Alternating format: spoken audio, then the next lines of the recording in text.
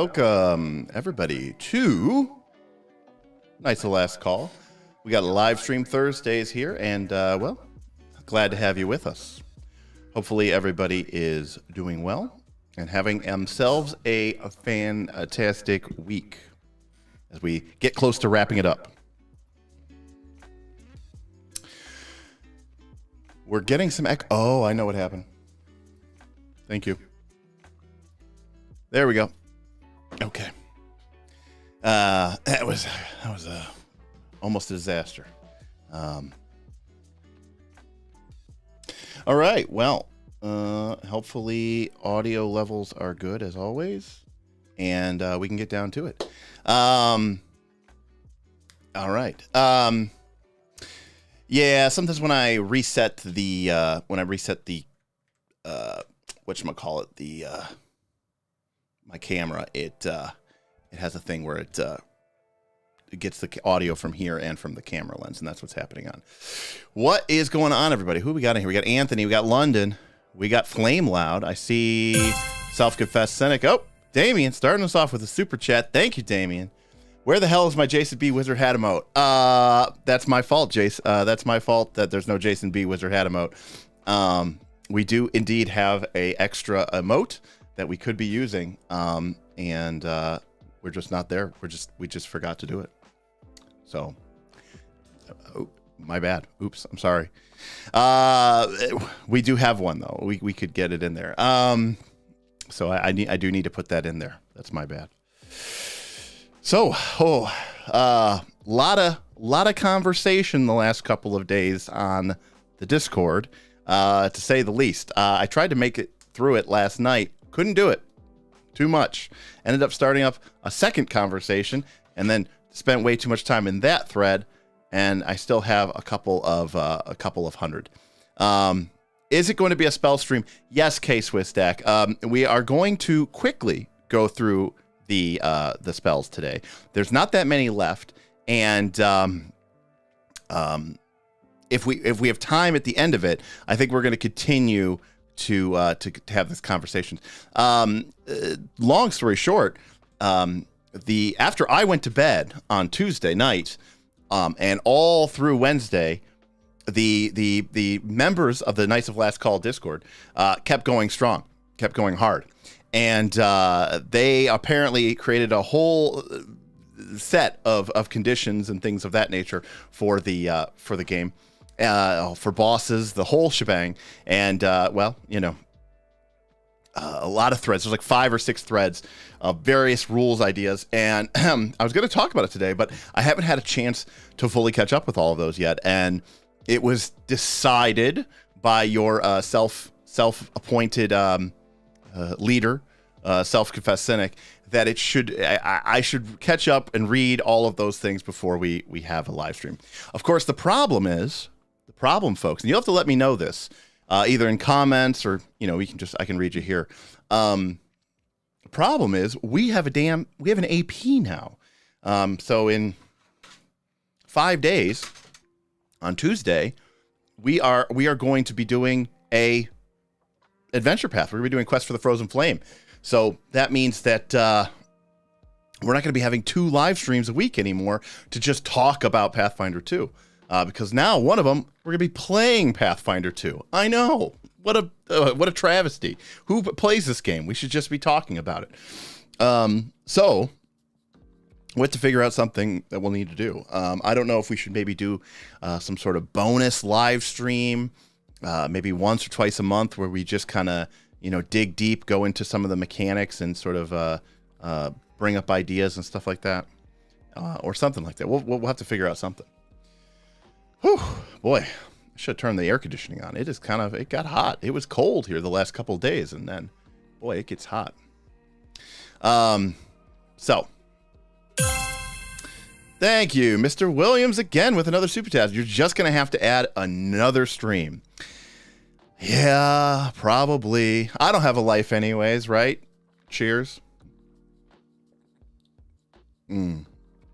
So, who cares for actual plays? To be honest, it's just voyeurism. You know, K-Swiss Stack, I would normally agree with you. The actual play is obviously how this channel started, but it always historically did very, very poorly for us. And then it started to do a little bit better, but then when we took it live, it became much more popular, and a lot of patrons said, hey, this is really important to us. And, well, patrons kind of, all right, I'm my own boss. I can do whatever I want. But if I had bosses, they would be the members of the Patreon. And if the patrons want to see an actual play, well, they're going to get an actual play, and so that's what we are getting. Super chat coming in from our favorite Aussie, self-confessed cynic. A live look at the summary doc would probably suffice if we get time here. Okay, so that is what we will do.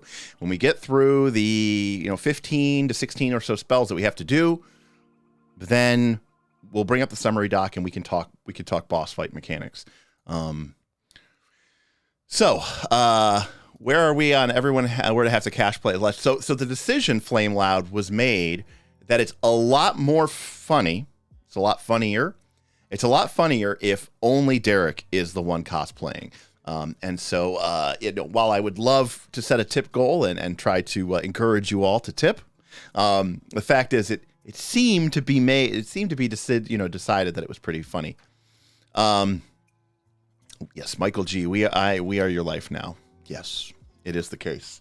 I don't know. It's probably hard to say. Obviously I spend a lot of time each week in the Discord. But in terms, like if I ignore the Discord, I typically do 6 to 7 hours of live streaming a week, and I probably do another 3 to 6 hours of either recording videos or podcasts that get released. So all in total, that's probably about 10-ish hours. Throw in another couple hours of administrative work, another couple hours of editing, which has been down a lot because we've been doing so many live streams. I don't have to edit them as much. I would say I'm probably at without doing anything on the Discord, I'm probably somewhere in the 15 to 20 hour a week mark on what I actually spend on the channel. Now, if I add in the Discord, and I add in responding to conversations and staying active and trying to read everybody's messages and responding to pings, I get about 40 to 50 pings a day. Some days less, but some days more. Messages on YouTube. That can easily add another 10 to 20 hours a week. So all total, it's probably like about a 40-hour a week thing that we're doing. So, but yeah, it's fine.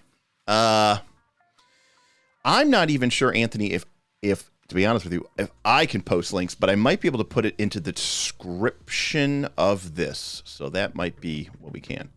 All right, let me see if I can do that. Give me a minute. Well, I'm going to go ahead and see if I can find this. I know that your friend and mine did send that to me, so let me open that up real quick. All right.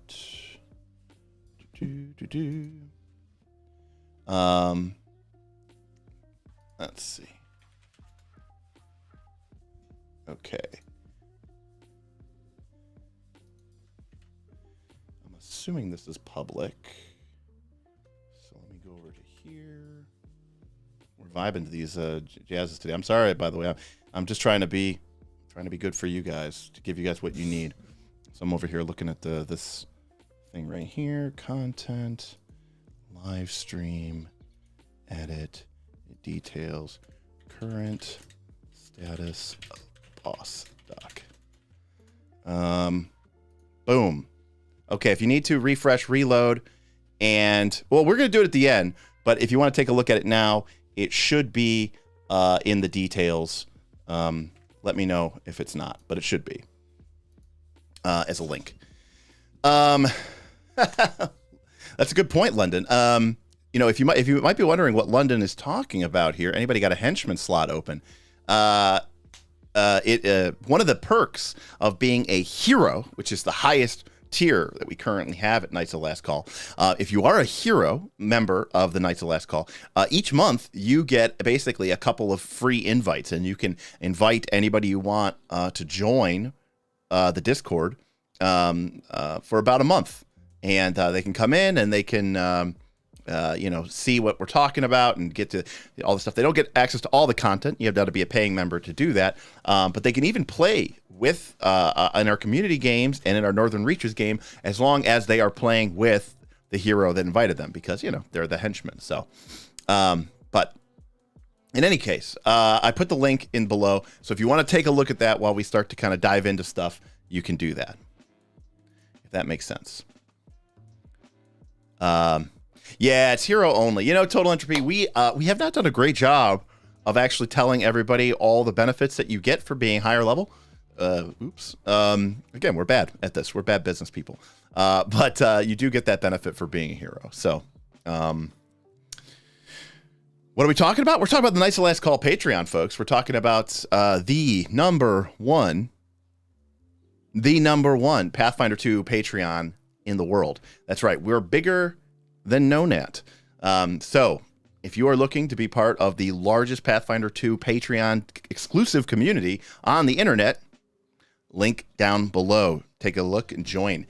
You'll get access to exclusive behind-the-scenes footage. You'll get access to bonus content videos. Every published video we do has an additional 15, 20, 30, 45-minute bonus footage, bonus video exclusively for our patrons. You get access to our exclusive Patreon-only Q&A, where we talk about everything. I mean, everything. We break down how much money the channel made. If you ever wanted to know about the nitty-gritty about running one of these things, we get into all that with our patrons.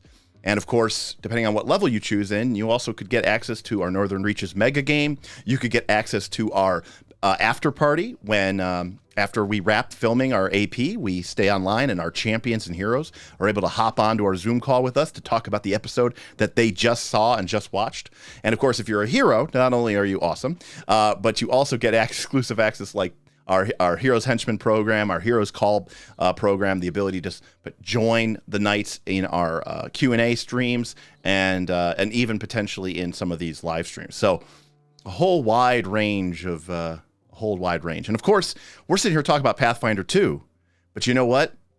We have, I would say, at least half the community is all about other games. I'll be the first to admit, we don't do a lot of 5th edition D&D. We have a channel for it, but it's not really what the Patreon is focused around. Our Patreon is focused around other games, indie games, old school games. We like to talk about game theory. We like to delve into it. So don't just think it's a Pathfinder 2 community. In fact, my passion, while this may seem like a Pathfinder 2 game, my passion is not, Pathfinder 2. My passion is role-playing games, and I really like to explore and play and buy as many of them as I can. And so, it's really, really fun for me to talk about role-playing games. So, let's see here.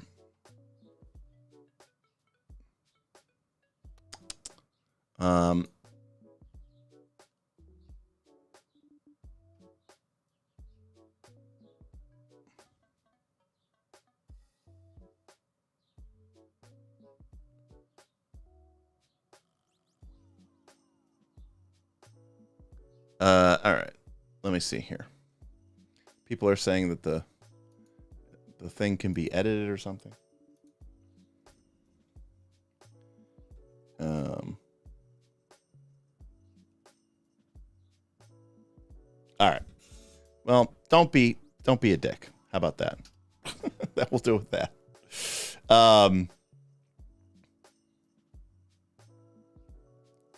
Yeah. All right. Let's get into some of these spells, shall we? Okay. Okay, good. It's suggestions only. Okay, let's roll through these spells. Let's do this damn thing, shall we? We've been talking about these spells forever. So, a couple of things I wanted to kind of bring up here as we get into this. So we are going to be doing, level 4 here.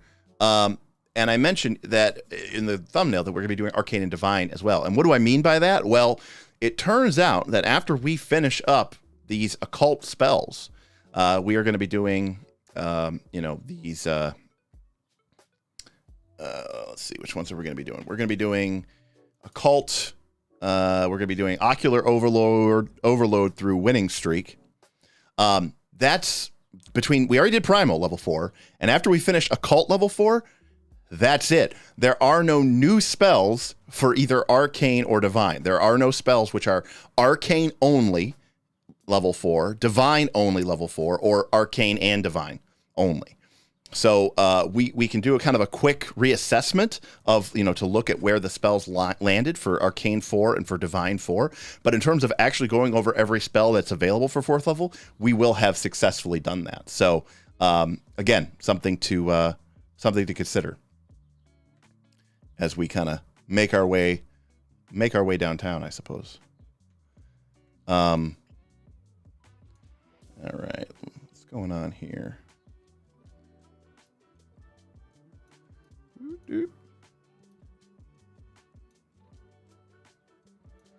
All right. So, our first spell that we are going to talk about was ocular overload. But unfortunately, ocular overload is a spell we already did. We did that one for when we did primal.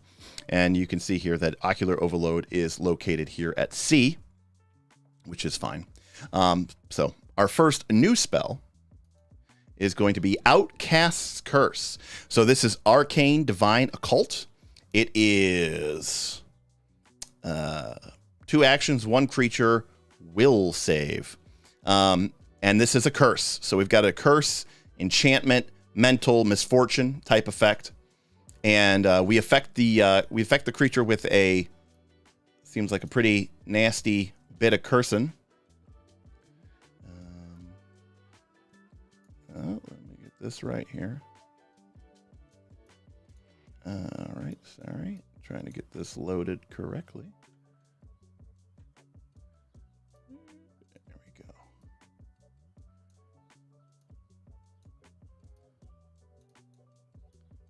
All right. We are having all sorts of problems today with this thing, aren't we?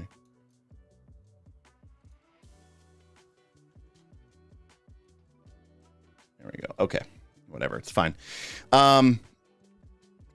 So, curse. And like most curses, if they succeed, they are affected. And boy, this is similar to one that we've seen before. This spell here seems like it's pretty bad. Again, the person's going to become bad at deception, diplomacy, intimidation, or performance check. We know that diplomacy, intimidation don't really work against PCs anyways. So it's not even really a good GM spell, because if I make you have to roll, it's not good for the party members to cast this against an NPC, because even if they try to make diplomacy checks against you, it doesn't do anything. So this is clearly only a GM only spell, and it's really bad. Again, it's just not going to come up a lot, and it's the phrasing on these spells is weird, because unlike some of the spells which are designed to be kind of subtle, this spell doesn't even necessarily make them unaware that you cast the spell on them or that you curse them. You have to be touching them to cast this spell on them. So, an evil witch runs up to you and casts the spell on you, and you go, oh, okay, you're gonna be really, shunned by people and have basically disadvantage on diplomacy saves. So not very powerful, easy to deal with. We're gonna get to this in a second here when we get to remove curse, and I'm going to do a big long spiel about that. But overall, not very impressed. I think we can all agree that Outcast Curse, like a lot of these curses, ends up in the F. And by the way, fundamentally, I think being cursed is a cool idea. I just don't think the way they implemented it is very good or makes any sense. All right.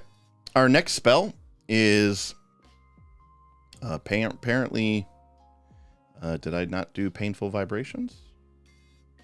Oh, okay. There's painful vibrations. Our next spell is painful vibrations.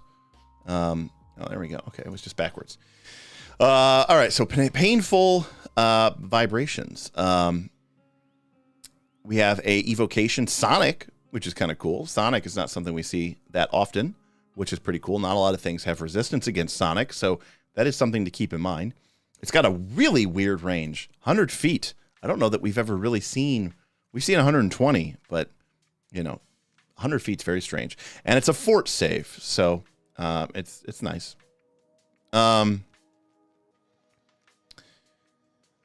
You send powerful waves to the opponent's body. They take 8d6 sonic damage. So this damage is basically fireball damage, but it is single target. So you're basically giving up. Now the range is 100 feet. I understand that that's not fireball range, but fundamentally, you're trading reflex and AoE for single target and fortitude in terms of damage. Now Sonic is arguably a better damage type. Most creatures in the game don't have resistance to Sonic. And so that's very nice. It heightens at the same level as Fireball, which is 2d6. So what else do we get for it? Well, just like everything else, they take either 0, half, full, or double. But we get a nice benefit here on the failure. They're sicken 1 and deafen 1 for 1 round. We don't really care about deafen 1 for 1 round. But sicken 1 is really nice, and sicken 2 is really, really nice. Sicken is a fantastic debuff. Not only is it the same effect as Frightened, which is basically a -1 status penalty to essentially everything on your sheet. All your defenses, your armor classes, saves, your skills, your attack rolls, your spell DCs. But it also takes an action to try to get rid of it, and it's not guaranteed. You could spend that action and find that you failed the save and basically have to do it again through the Wretch action. So that's actually a really nice single target DD. At least I think so. So this is pretty good. Sicken is pretty good. And for a bard, for an occult caster, I don't know that we're going to get a better damage spell than this. Sicken is a really nice debuff. If I can hit somebody and do on-level damage, yeah, and sicken them, yeah, I think that's an A. I think this is a very solid A. It's not S, but you're going to be very happy casting this spell, and if you can get them to take the full damage and get the sicken, that's a really nice effect. So, and someone has mentioned it is very appropriate. There we go, Reaper Grim.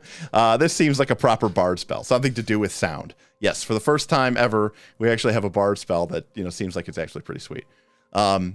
K-Swiss deck, I have no idea where this 100-foot range comes from. It's so inconsistent. It's so weird. Quagmire, I actually believe Sicken is always better than Fear, just because it's not guaranteed to go away, and they have to spend actions to do it. How did 4th level sleep become A tier? So we brought it in at the end of last spells, Anthony, because when sleep heightens to 4th level or higher, it becomes a lot better.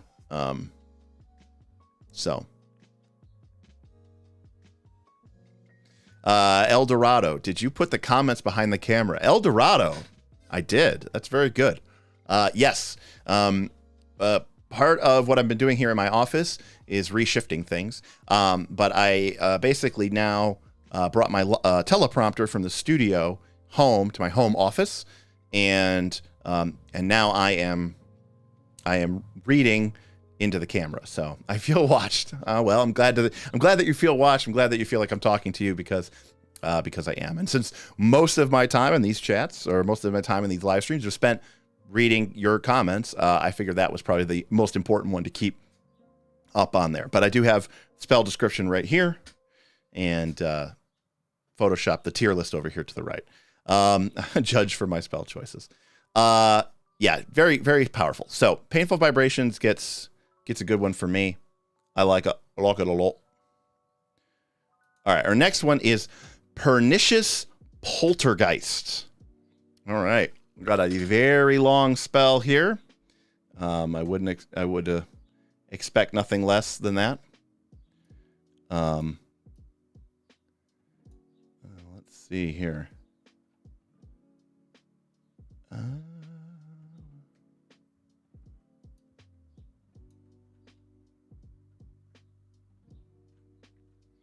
All right, sorry guys.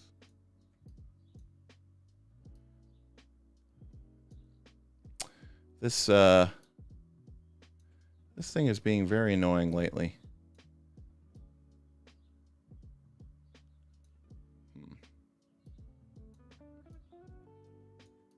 I think that's the problem. There we go. See, I'm trying to make it so that we can all read these spell descriptions, but when they get really freaking long like this, it is really, really a pain in the butt, honestly. That's what it is. All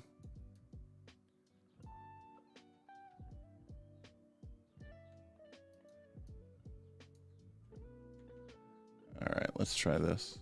I know what the problem is. Okay.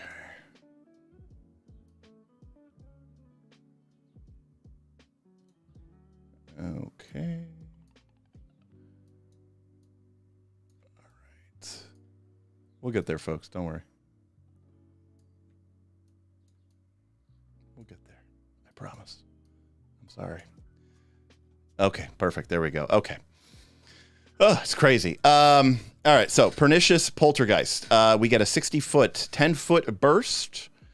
Sustained. Remember, that is... Sustained's not great. We got to give up actions to do this. You create an echo of a powerful poltergeist. So this is totally flavor.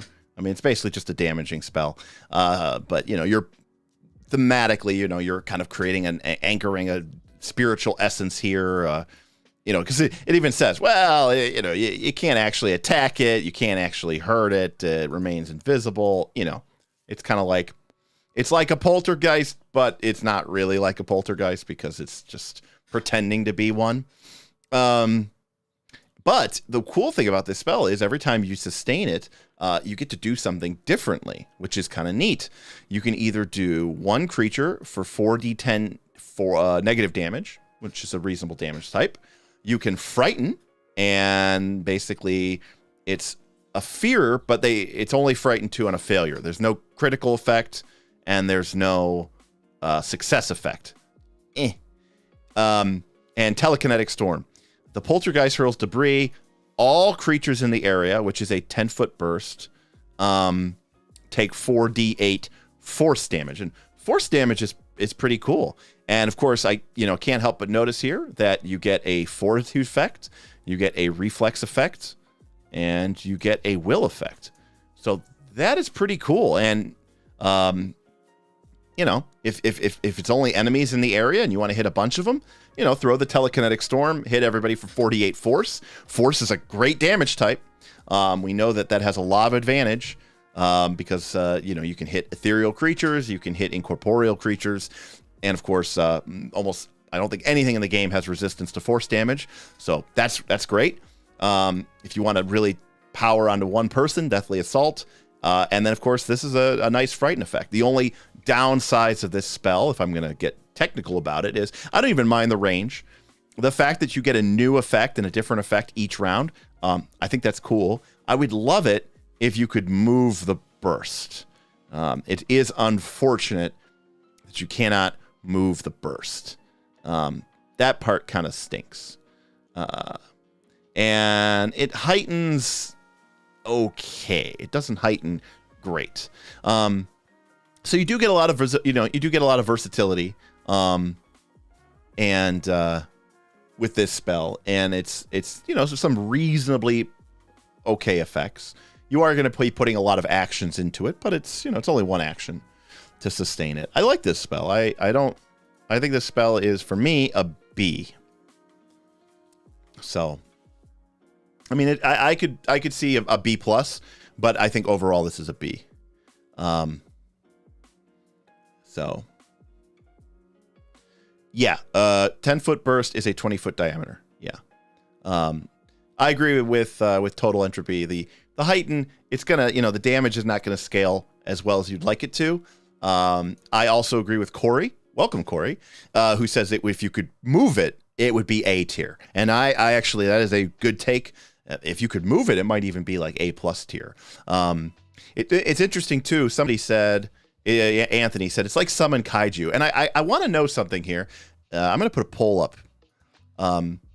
How do we feel about the fake summons spells, right? So what I mean is like summon kaiju or like this spell here, where it's like it's supposed to be summoning something, but it's not really summoning it, right? It's just kind of sort of pretending to be a summon spell. Because again, this is theoretically bringing a poltergeist and you're doing this thing to it, but it's not really a poltergeist. You can't attack it. It's not really anything. It just kind of appears and it's representing the effect through, mechanical effects, but it's not actually summoning it in. So I'm just curious. Because I know a lot of people were kind of disappointed in Summon Kaiju. Because they're like, I want to summon a freaking Kaiju. And it doesn't really summon the Kaiju, right? It summons, it's like a big fireball. You could pretend that the fireball is a Kaiju, but it's not really, But I like this. All right.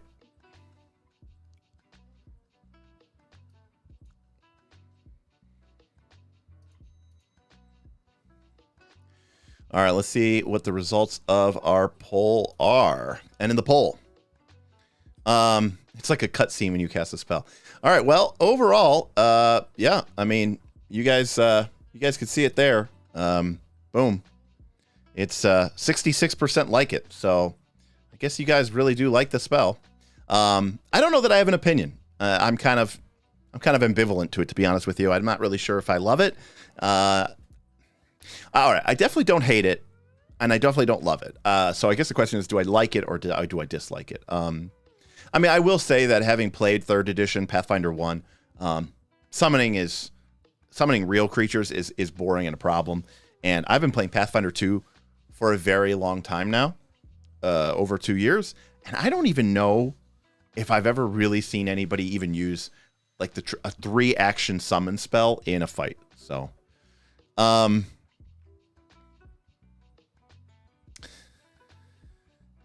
right. Yeah, Robert. It's like a Final Fantasy spell for sure. All right. So, we got a super chat. We got a super chat from the man, the myth, the legend. It is self-confessed cynic. Hate it because they're balanced. Ain't the truth. I got to be honest with you. I understand that they wanted to create a game that was balanced 1 through 20, but once you get to level 16 or 17, I'm okay with the game not really being balanced. So, once you get that high up, let the party have their moment. All right. So we get to Phantasmal Killer, which is a true death spell in this game, which otherwise doesn't really have them. And I got to be honest with you. I really like this spell. I like the way that it is formatted. I like the way that it is templated. I like the way that they handled it. And we're gonna talk about it. So first things first. This is very important. It's a death, emotion, fear, illusion, mental effect, right? So the spell doesn't have incapacitation. This is important. This means that you can cast this spell on anybody, and the range is 120 feet. And the name being Phantasmal Killer is a bit of a misnomer, and we'll talk about that why in a second. But 120 feet, it's really good range. And here we go. If the creature critically succeeds, of course, they don't take any effect. If they fail or they succeed, they take some mental damage, and they're frightened 1 or frightened 2. So basically, on the surface, this is like a single target fear spell. Now remember, last level at 3, we had multi-target fear. So this is single target fear for a level 4 spell. But you're basically getting on a pass, they are frightened 1, on a failure, they're frightened 2, and they take some mental damage, which is really cool.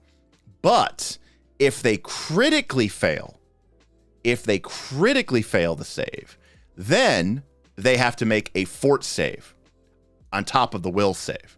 So if they critically fail the will save, they have to make a fort save. And if they fail, they die. Not critically fail, regularly fail.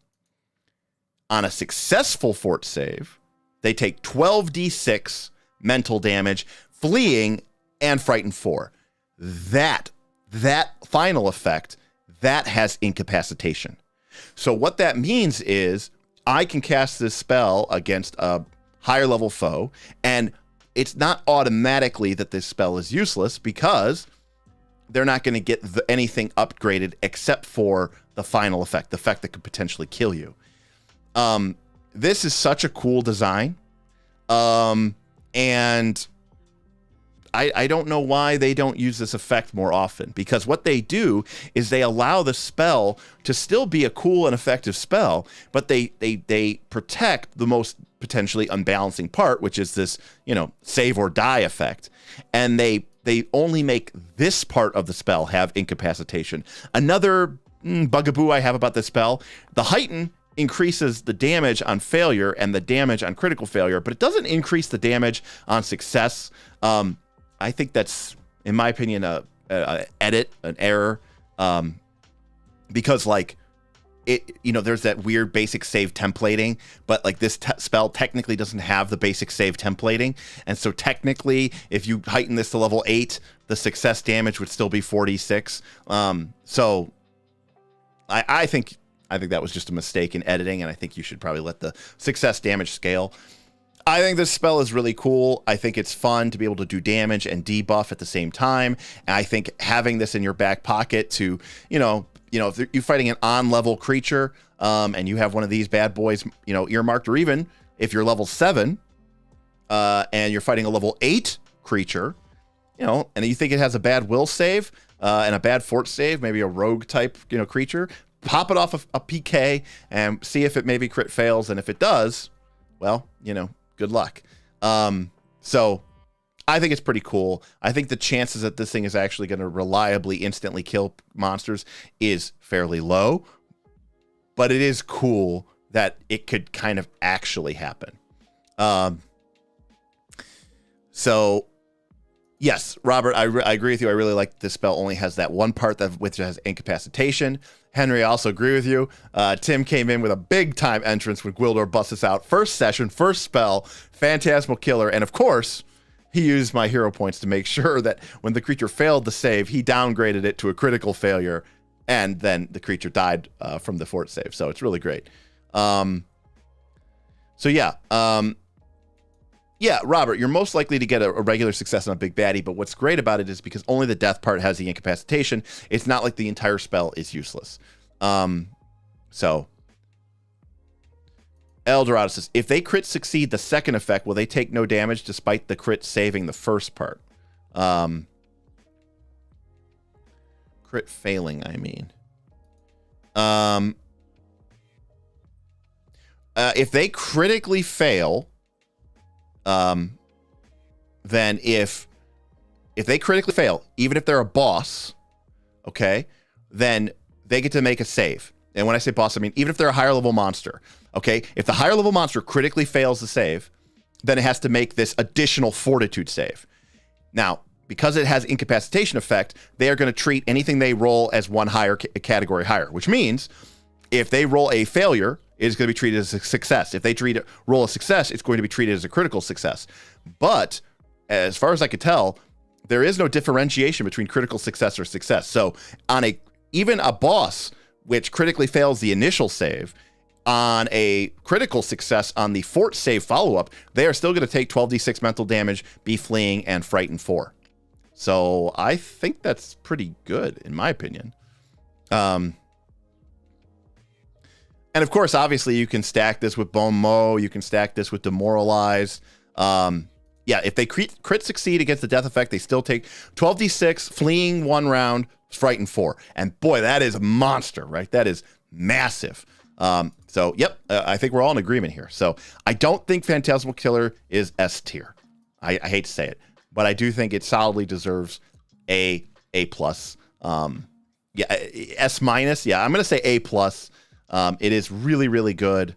And I hesitate to call it S, but you know, we don't really have any S minuses. But this is very close. I think this is very close.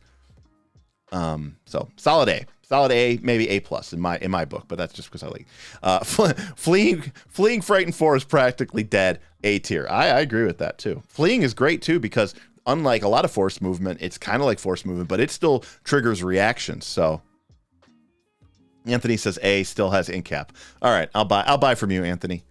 All right, our next spell is Private Sanctum. We've got a level 4 spell. It's uncommon because it creates something cool. It takes 10 minutes to cast, and it is a 100-foot burst that lasts a whopping 24 hours. From outside, this area looks impenetrable and black, like a rolling bank of fog. Sensory stimuli do not pass from the inside area to the outside area. Scrying spells can't perceive any stimuli from the area, and mind reading spells do not work in the area. Boy, does this spell just work, huh? This is a pretty cool spell. Like, obviously, this is probably GM category, but no counteract, funny business, lasts all day, big, huge area, no expensive material component, just does everything that you would want it to do and works automatically. So it seems pretty cool. You could see a PC using this, definitely. I mean, yeah. I mean, it doesn't move with you, obviously, but yeah, I think this spell's pretty cool. I mean, this spell just performs, right? It's A tier.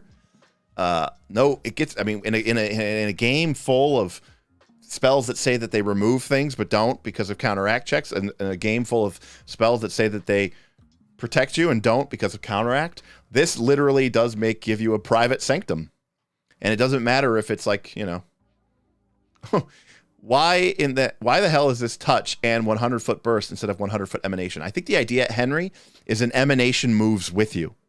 This doesn't move with you. So when I cast a spell, I touch, you know, and then 100-foot comes out for me, this sort of rolling, impenetrable bank of protection, and then it's static after that. So, yeah, I think the spell is great. I think the spell is cool. I like it. I like it at Wand B, impenetrable camp for traveling games. Yeah, Wand, I think, is a little bit tough to pull off. I think this is a spell that, you know. Yeah, I think an aura, Henry, is something that isn't tied to a spell, right? It's just always on you, but an emanation moves with you, so. Yeah, S in a explore, Wand S. Yeah, you might want to drop it and run. I don't mind the way it works, thematic too. I like it. I'm S tier wand, S tier wand. A lot of S tier wands. All right, sure. I'll buy.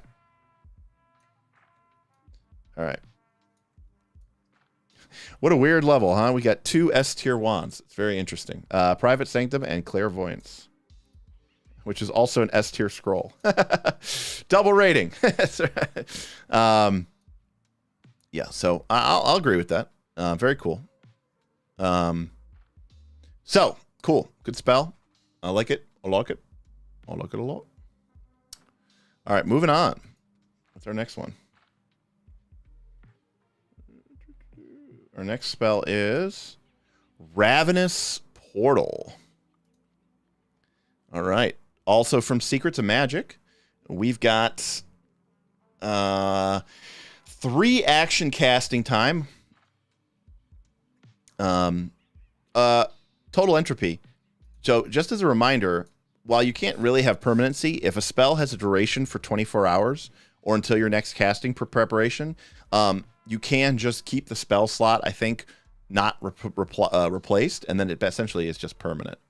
All right. So 3 actions, 30 feet, and it targets a door, and it's got to be a pretty reasonably small door. Duration is 1 hour.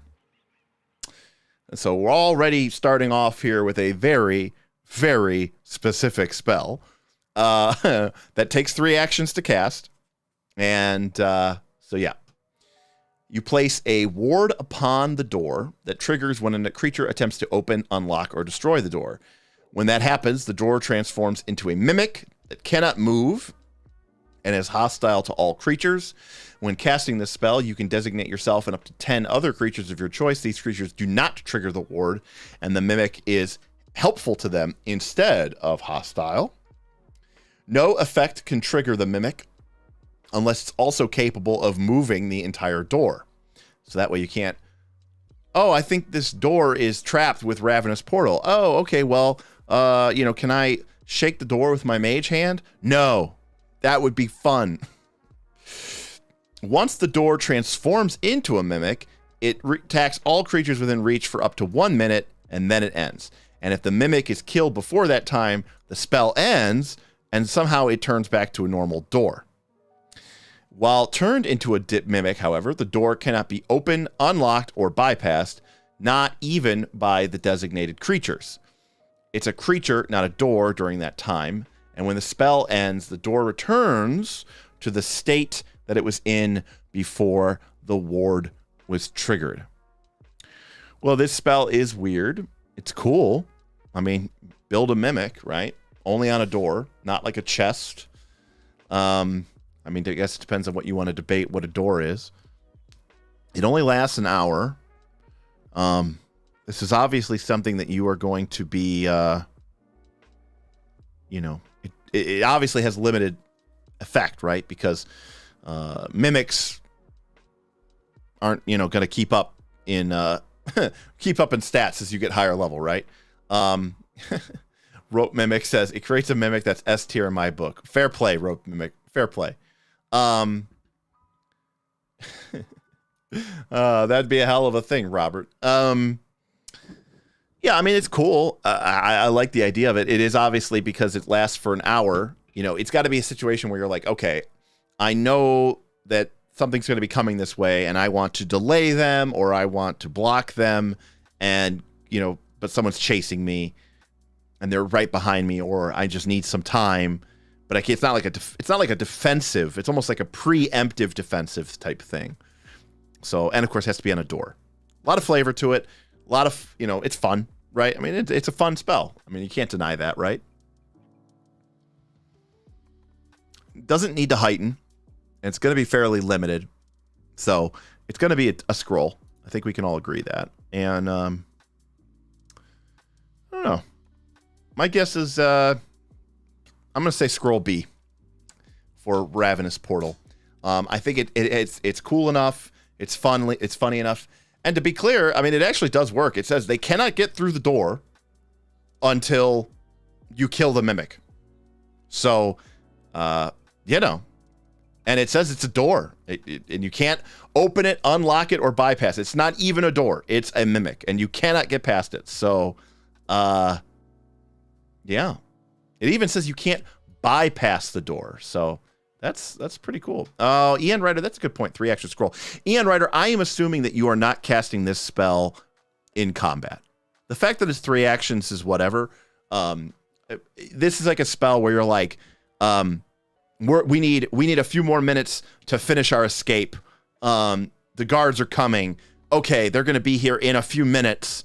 I'm going to cast Ravenous Portal on the door so that, we buys us some time. You're probably not casting this spell in encounter mode when you're, on initiative. You're casting this spell, my guess is 95% of the time in in exploration mode. So, I mean, you could use it in combat, but that's not where I'm imagining this is getting used. I'm imagining using this in exploration mode. So,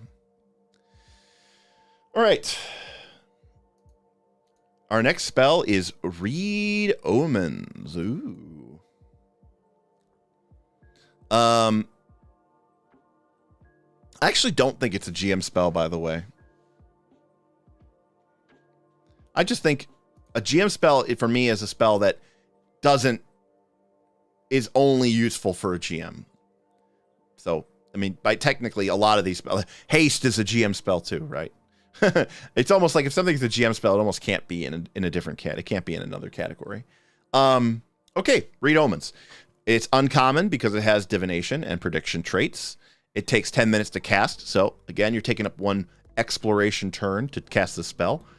You peek into the future. You choose a goal or activity you plan to engage in with 1 week, or an event you expect might happen within a 1 week. You learn a cryptic clue or piece of advice that could help with the chosen event, often in the form of a rhyme or omen. Well, these spells are fun just to make your GM have to suddenly come up on the spot with a rhyme or an omen and watch them sort of, struggle to do that. And that alone could be sometimes worth the fun. I like this spell. It works. It is totally reliant on GM fiat. If you cast this spell in my campaign, this spell would be A tier, S tier, honestly, S tier. Because I love giving players information. I love it when players are proactive, and I love it when the players are looking to become more informed. And I would reward this type of action and this type of spell very, very heavily. But unfortunately, there's probably a lot of GMs out there who would either not know how to handle this spell, or would almost feel like they would almost be hostile to this spell being cast. And yeah. So how do we rate this? Boy, there's no check. It's 1 week. So this is good to cast in a dungeon or in an adventure because it only takes 10 minutes. But it's also great to cast a couple of times before you're about to go on an adventure. Flame Loud. No. This is definitely not a GM spell. The GM would be talking to themselves. You have to give yourself a rhyme. This is the complete opposite of a GM spell. I think this spell is really, really awesome. And this is the kind of effect that I want out of divination. I love that this spell isn't arcane. I love that this spell is divine and occult. I think that's really, really, really cool. I'm kind of tempted to give the spell an A. I understand that there might be some crappy DMs out there, but if they actually did what the spell says, because by the way, it says you learn a cryptic clue or a piece of advice, right? So I think, I think that's cool. I think it's really cool. But again, your mileage may vary. Oh, we got a rare spell coming out of Legends. I like what Total Entropy said. The spell is really good. It works and it trolls your GM. And boy, that's 2 for the price of 1 right there. 2, 4, 6, 8. All right, let's keep going. Ooh, we get a reaction spell. So that could be very powerful. We know that. Rare. Because it's from Legends. So for 4th level spell slot, you're hit by a physical strike. You can react. You raise an effective barrier and rebound it onto your attacker. You gain resistance 10, and your attacker takes 5. A 4th level spell slot to take 10 less damage and to deal 5 to your attacker. And it heightens really, really slowly. Yikes. I do like reactions. But that's not a lot of damage. 10 is For a 4th level spell slot? Come on. Come on. Meh. I mean, I'll give it props for being a whatever, a reaction, but I really can't give this more than a C. If you really don't have any if you have a bunch of spell slots and you want to do this, you know, whatever. The shield cantrip reaction.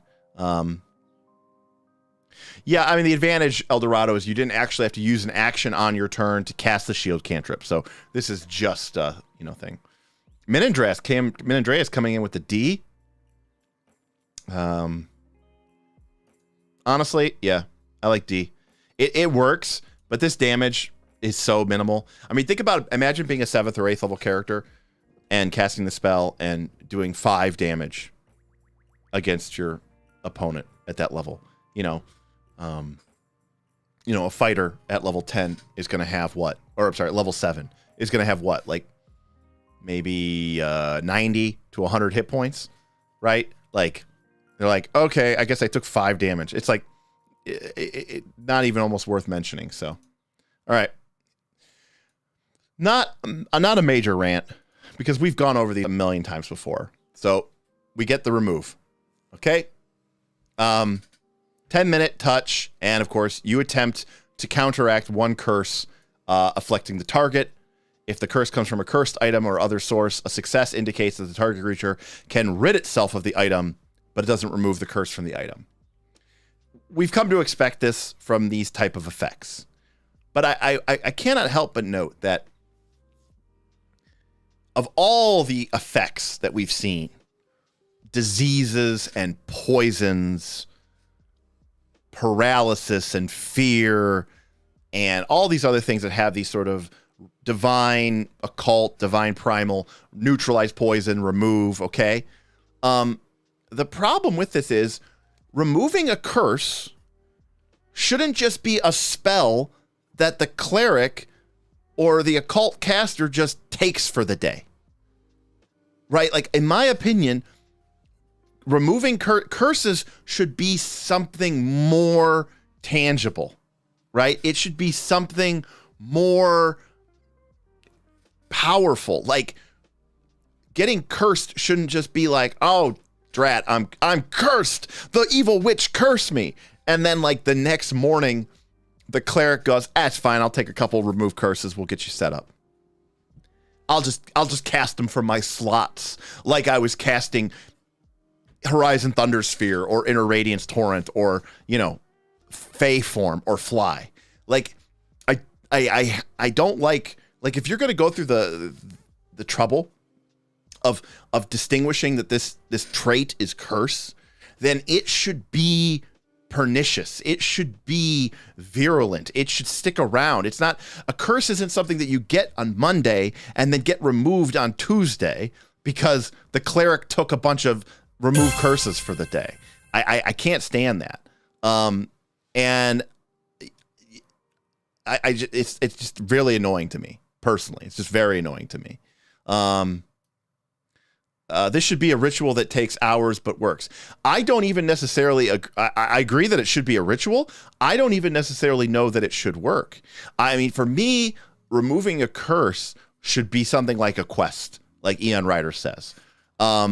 Yeah, I mean, maybe there's a ritual as well, but there should be a cost, right? Like, there should be something that you have to do, right? Like, you know, in the fairy tales, the, you know, handsome prince get turned into a frog, but, you know, he doesn't just get remove curse cast on him. No, he has to make the princess fall in love with him. You know, Beauty and the Beast. The Beast has to make Belle fall in love with him and show him that he's actually a good person and that it's not just, beauty's not just skin deep. Hell, the movie Shrek, right?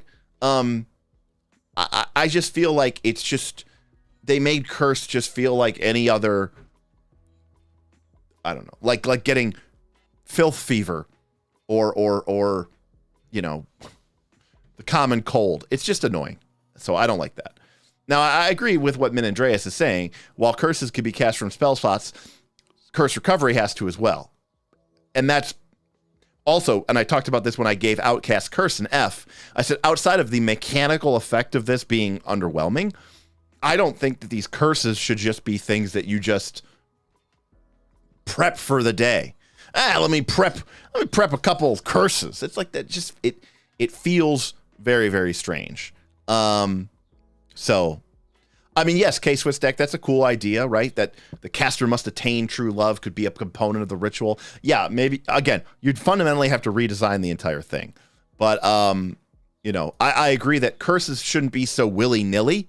They shouldn't just be things that you throw out like you were casting slow on somebody. I am strong, strong, strong. Uh-oh, William Brandis in the chat.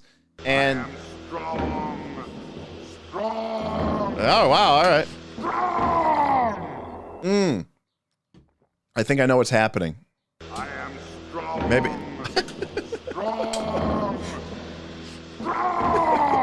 I think 1 month has passed, and I think since we I am strong, strong, strong.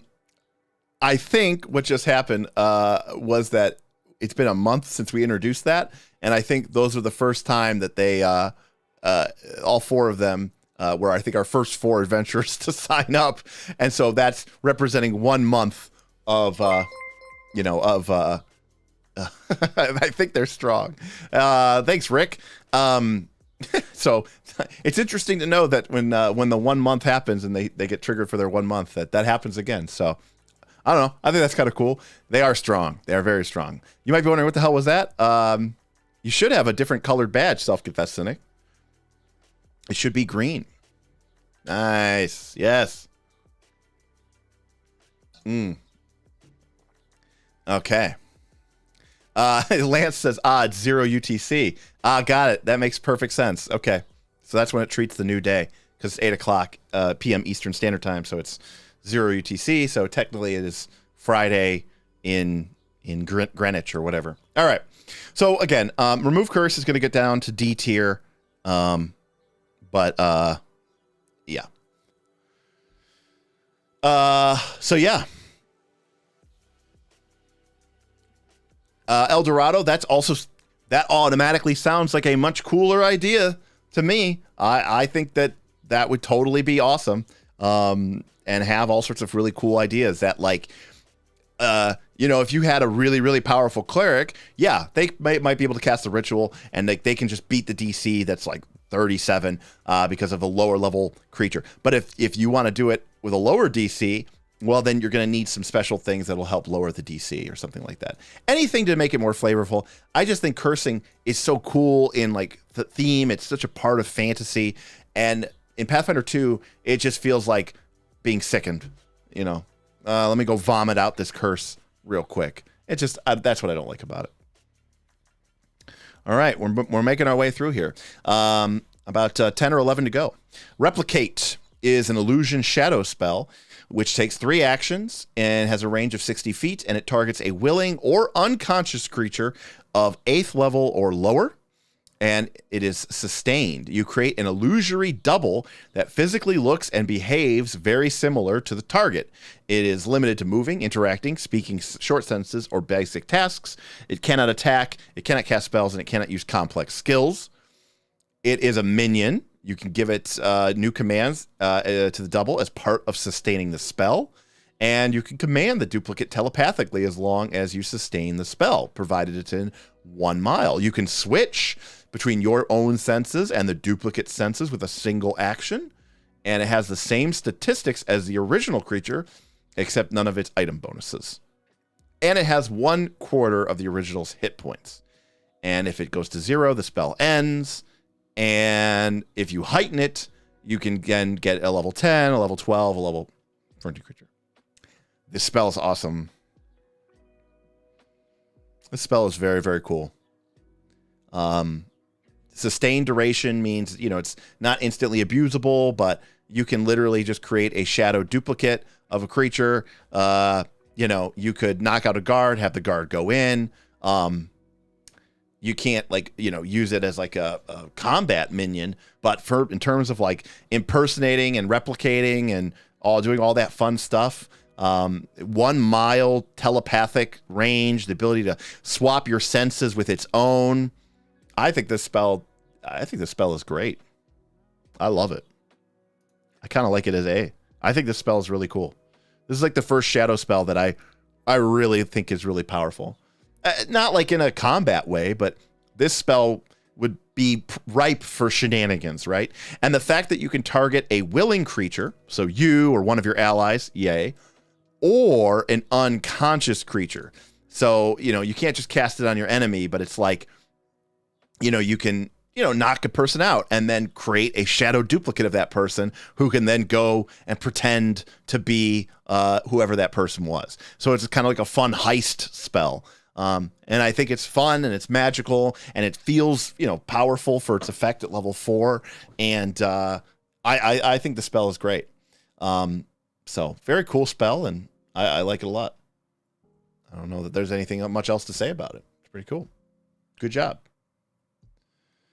All right. 4th level sleep, then this fluffy bullshit time combo. I love it. All right. Next is Resilient Sphere, which was always kind of a weird spell, even in Pathfinder 1. FBT. Min Andreas, yes, it did heighten to raised creature level. Every time if you heightened it by 1 level, you got to cast it on a creature 10 plus 2 levels. So if you cast a level 5 spell, then you could target level 10 creature or lower. FBT Flame Loud has been answered by GM Scott. That's another great example. How did this get past the editors? Everyone who sees it should get a save, and they do not. Yep. So fluffy bullshit time is the term that the Knights of Last Call was created by William Brandis, Aaron Smith of the Knights of Last Call, representing that in Pathfinder 2, and in games like Pathfinder 2 or Dungeons and Dragons 5th Edition, if I describe my attack or I speak in character, that has no mechanical effect on the game. You don't get a bonus to hit. It doesn't change the way that the game works. There's no requirement in the game that I play my character a certain type of way. So really, you're just kind of bullshitting. And it's fluffy. It's not crunchy because it's not mechanical. And so when you're doing a bunch of this kind of bullshitting that is fluffy, not mechanical, we call it fluffy bullshit time. So what most people and by most people I mean like 99.9% of the RPG audience, when most people call something a role play encounter, I contend, Knights of Last Call contend, that is not a role play encounter. That is an inappropriate use of the term role play. That is a fluffy bullshit time encounter. Okay, Resilient Sphere. You could target a creature within 30 feet for 1 minute, large or smaller. You trap them or you protect them. You get AC 5, hardness 10, 40 hit points. It's immune to crits, immune to precision damage. So it's going to get hit pretty much every time. And if they're unwilling, they get a reflex save. If they crit on the reflex save, the spell completely just collapses. And if they succeed, a spell functions normally but only has 10 hit points. And if they fail, the spell has its normal effect. It's pretty nice. I like this spell. Obviously, it's a sphere of force, blocking anything that would pass through the sphere. So it sounds like you don't have line of effect, so you can't really cast spells inside of it. But, hardness 10, 40 hit points, even though you're hitting it every time, you can't crit. That's going to do some work. I mean, you're going to have striking weapons. Let's say, D8, D10, D12. Let's say on average D10, you're doing 11 points of damage, plus your strength modifier of 4, plus maybe your, weapon specialization. Let's say you're doing 16, 17 points of damage per hit. And that's if you're like a reasonably good fighter, strong fighter. Minus the hardness of 10, you're only doing 5, 6, 7 points of damage per attack. it's going to take 5 or 6 attacks to get through this thing. This thing could really eat up a lot of actions. And even if the person passes the reflex save, having 10 hit points could potentially take 2 attacks to break out of. So it's not bad. It's not bad. It's kind of cool too. I like it. It's really good when they fail, and when they succeed, it's basically slow. Yeah, kind of. It's going to eat up some actions, for sure. And if they get the full 40, yeah, I mean, you're talking a ton of actions. You know, you're talking about 5 to 6 to 7 actions. I mean, this could potentially completely remove a creature from the game, and it doesn't have incapacitation. Wizard casts Resilient Sphere. Druid has all the time in the world to shape a few stone walls around the target, making it waste even more time. Very impressed with Resilient Sphere. I think it's a B tier spell. All right. Rope Trick. Good old Rope Trick. The spell used to be very popular, very common. I know it got used by... what level do you get the second striking rune? Level 12. 12 or 13. Something like that.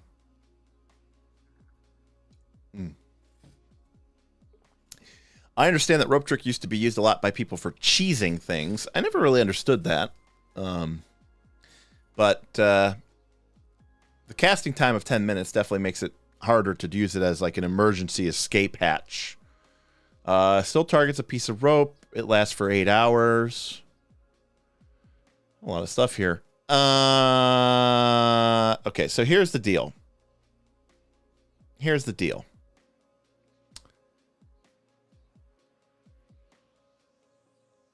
The rope can't be removed or hidden.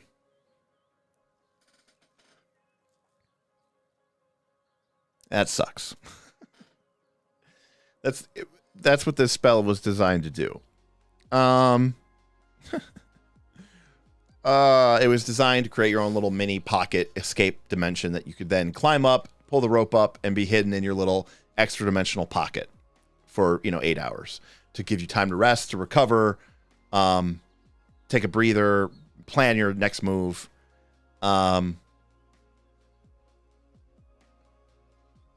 Now, obviously, pulling it with 16,000 pounds of weight, that's pretty tough. Critically succeeding in an athletics check, pretty tough. Or destroying the rope.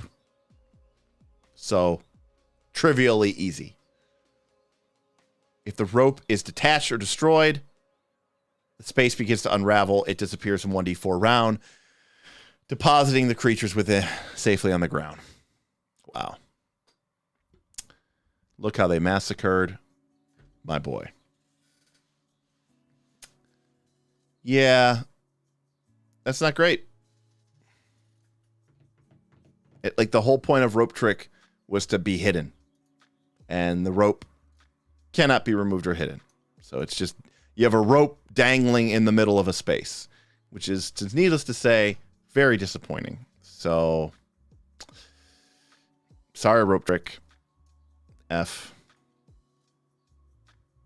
Sorry. You did one thing.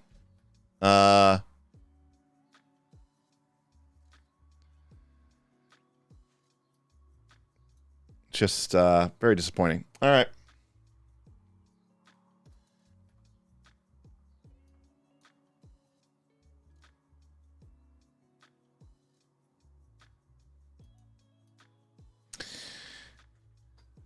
Sanguine Mist is our next spell.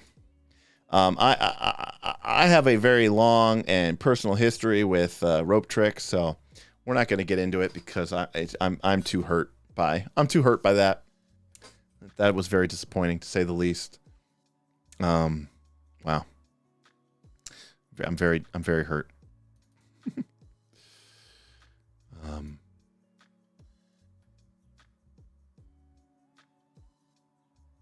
Wow. All right. That is unfortunate. All right, Sanguine Mist. Whoa. All right, there we go. We've got a Death Necromancy. Negative necromancy death spell. Wow, this spell's so metal. It's death, necromancy, negative. Moment of silence. Anthony's requesting a moment of silence for Rope Trick, and I agree.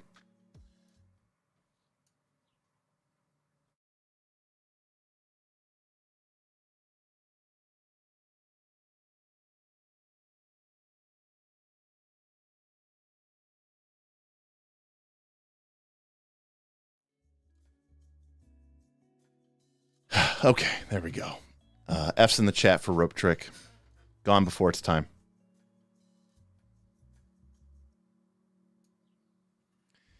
We hardly knew ye. A victim of Paizo's razor, for sure. Cannot stress this enough. Okay, so blood draining death fog, but not evil. That sounds correct. All right, what do we get here for our blood draining death fog? Well, we got a 60-foot range, 2 action, 10-foot burst, so not too bad. Basic fort, duration sustained for up to 1 minute. Nice. Don't mind that. Let's see if we get any better for that.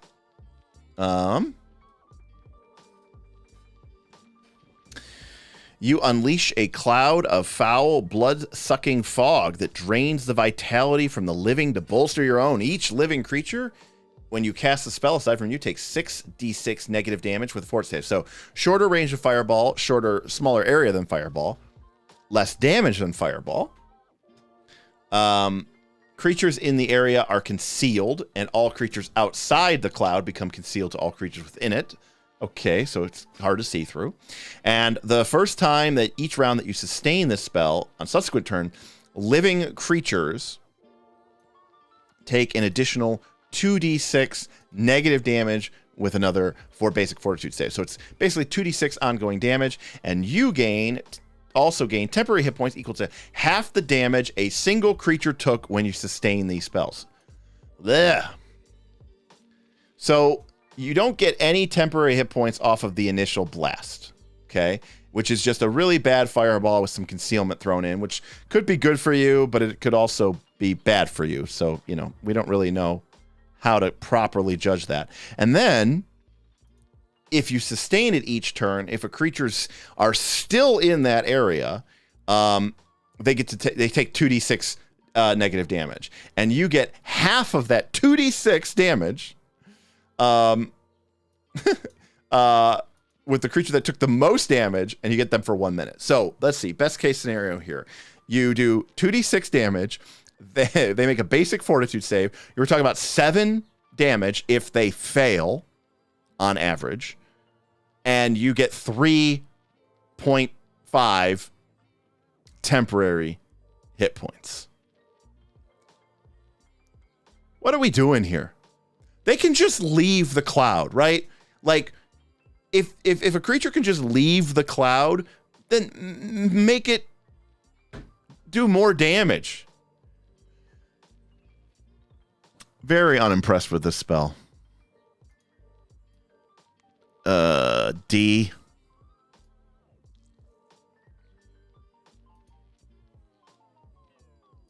All right, Savant's Curse. That's all of us.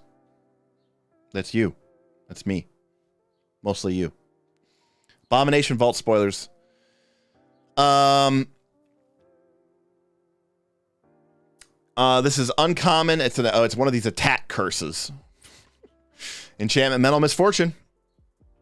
You affect the curse fills its mind with this strike. So is this spell saying that it's giving that, because it's called Savant's Curse, and it fills their mind with distracting and a hyper specialized minutiae. So is this trying to say that it's giving them autism? In which case that's in horrible taste. And surprising that they would create something like this. and call it Savant's curse, but okay.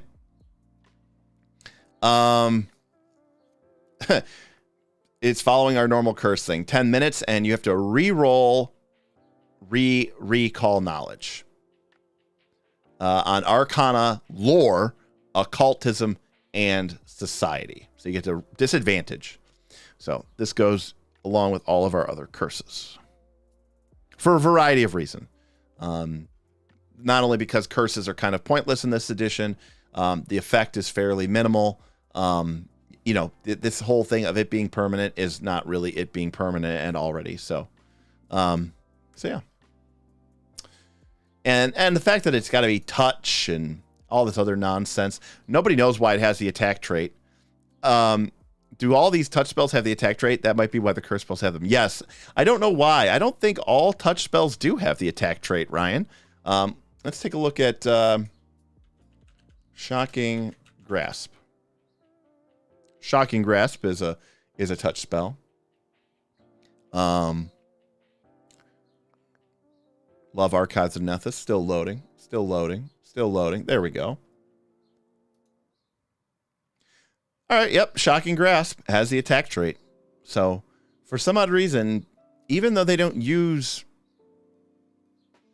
attack, you do get map with anything with touch. It seems. Interesting. All right. Seal Fate.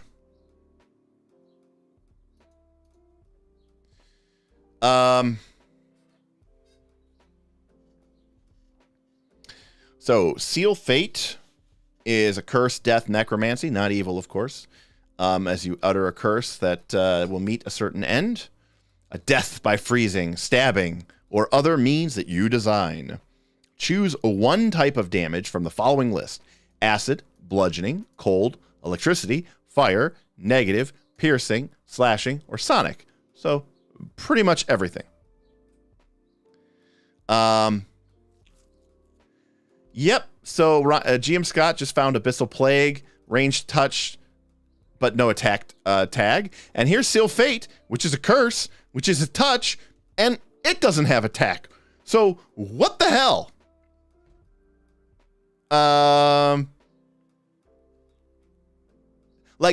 Also, to be clear, I kind of understand why Shocking Grasp would have the attack trait, because it's an attack. I'm hitting you with a bolt of crackling hand of electricity. Physically, we can imagine me that I'm attacking with that.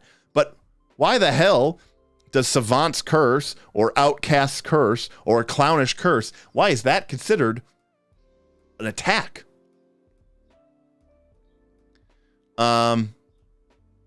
Yeah, it's astounding how some of these spells aren't considered evil. Anyways, they get to make a fortitude save. It's weird that it's a fortitude save. Doesn't this feel like this should be a will save? It's a curse. I don't know. Feels like it should be, but maybe it's physically affecting your body with weakness. But you're making a prediction. I don't know. I can't actually understand what's going on with this spell. The target gain, if they succeed the fort save, they gain weakness 2 to the damage type until the end of your next turn. Guys. Okay, what the hell? Chill Touch doesn't have the attack trick. I have no idea what's going on. By the way, I thought I should note, we have a goal, something that some people have asked about, and I figured I'd put some goal out there, something we can build to over a couple streams. But if we can meet our chat goal, what I will do is I will bring on some of our biggest, nerdiest, most enthusiastic patrons, and I'll have them join me for our level 5 and level 6 spell streams, and that way we can get a little bit more some lively debate about some of these spells. And maybe, I'll even try to find some folks. There are some folks, believe it or not, who think that I'm overly harsh with some of these ratings, and they think that a lot of the Fs should be As and things of that nature. So maybe we can have a little bit more of a debate. So if you're interested in seeing that, I encourage you to go ahead and tip. Again, we don't have to get this today, but it would be cool for something for us to kind of work for and work towards. And obviously it takes a little bit of extra effort for me to set set up an extra chat like that with a Zoom call and all that other stuff. But I thought it could be a lot of fun and get some extra opinions on here. So if you're interested in tipping, you can do that by looking in the link below to our Stream Elements page, or you can type !tip, and that will bring you up a link to our Stream Elements page. Super chats are super appreciated. They're really fun. They're really exciting. But tips are through our Stream Elements page, and we appreciate those too. Okay, so it's weakness 2. This is weakness 2, people. This is weakness 2, people. Weakness 2. What is going on here? Like, what even is this, right? This is embarrassing. Yes, exactly. Embarrassing. It's just embarrassing. It's embarrassing. It's embarrassing. This spell is horrible. I'm putting it to F. Yeah,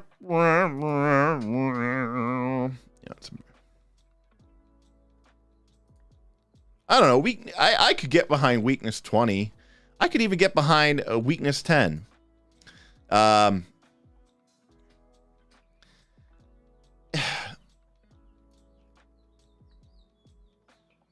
Yeah, it's just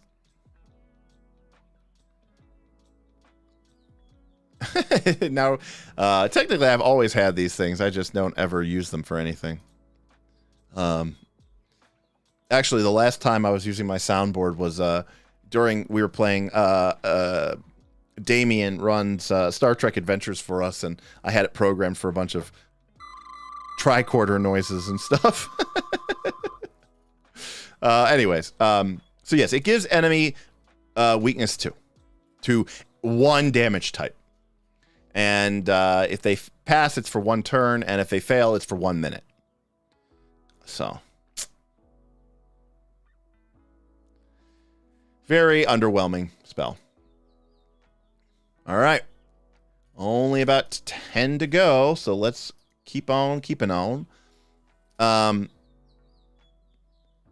Spell immunity. GM Scott, I don't even know it's a GM spell, because if you cast that on a player and then they randomly failed and then they went to 0 and you were just like, death, they would probably be like, dude, what the hell? That's so lame. People would probably complain about it. So. Spell immunity. So, you know what I'm going to give this spell? I don't like it.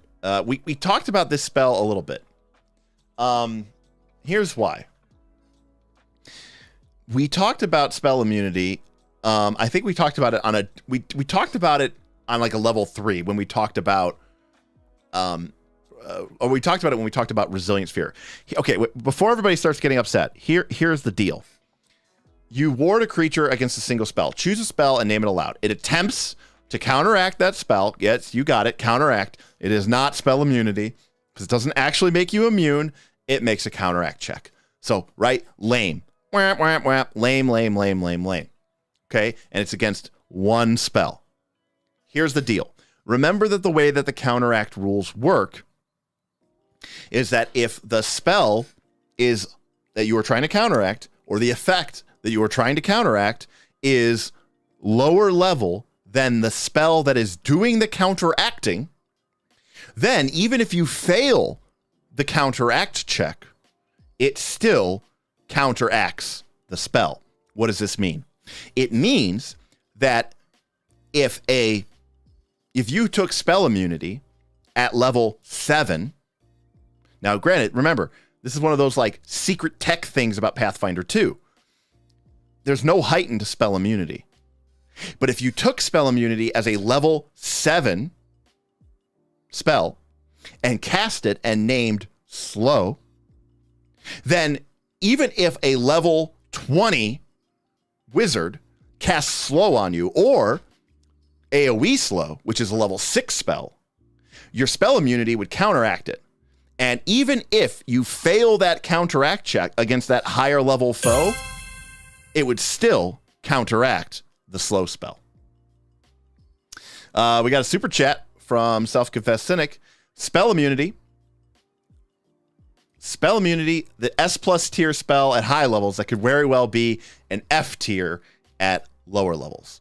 Now, Anthony, you are completely correct. If you cast Immunity to Fear, it might as well cast Phantasmal Killer or Blistering Invective. That is true. There's a lot of ways around it. It is only against one specific spell. But we know that there are these sort of nuclear bombs type spells that are hugely prevalent, and at a certain point, people will no longer continue to boost. And the spell does not end once it goes off. It retains the immunity, okay?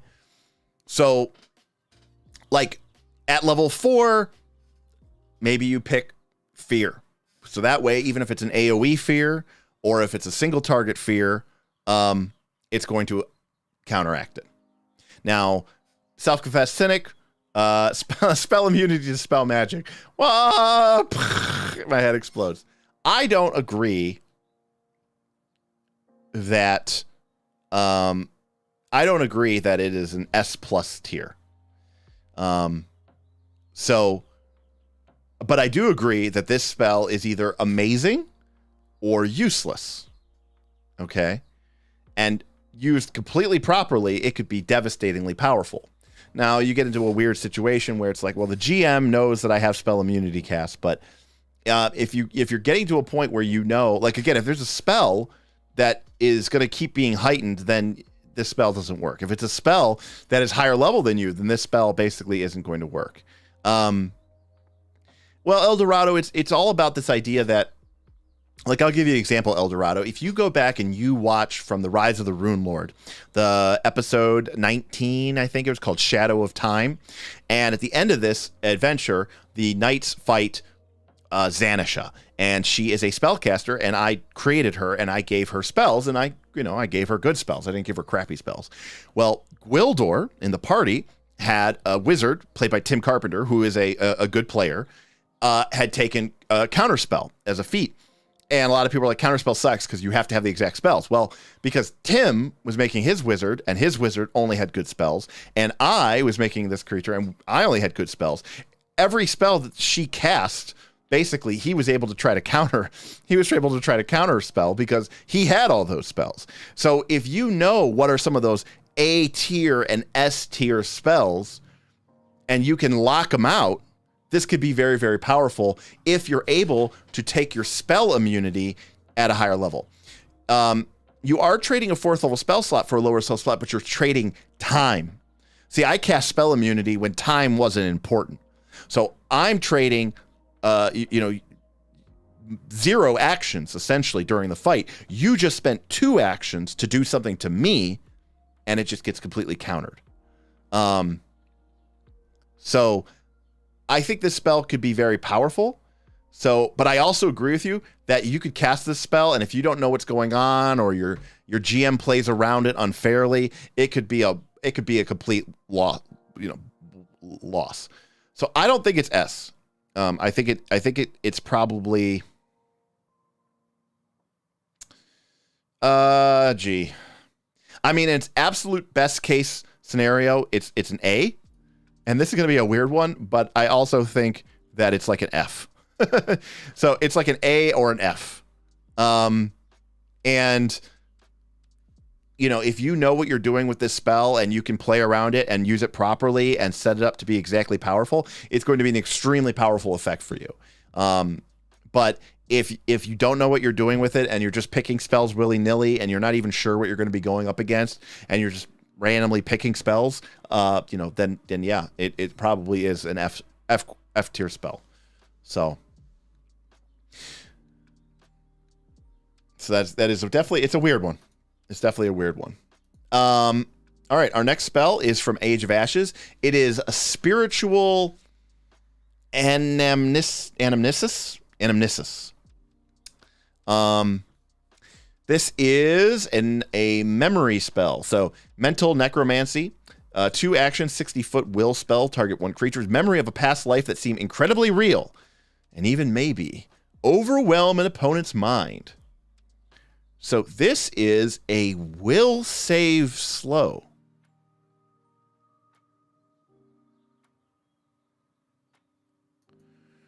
And this is especially disorienting for undead and creatures that have lived a previous life. If they get a critical, they get a success. And if they get a failure, they get a critical failure. Now, they cannot become slowed 2. The most that they can become is slowed 1, stunned 3. Wow.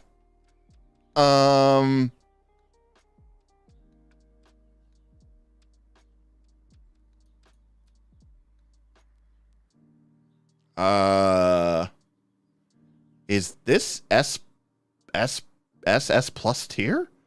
I mean, it doesn't heighten. We know that. I've never heard of this spell, by the way, before.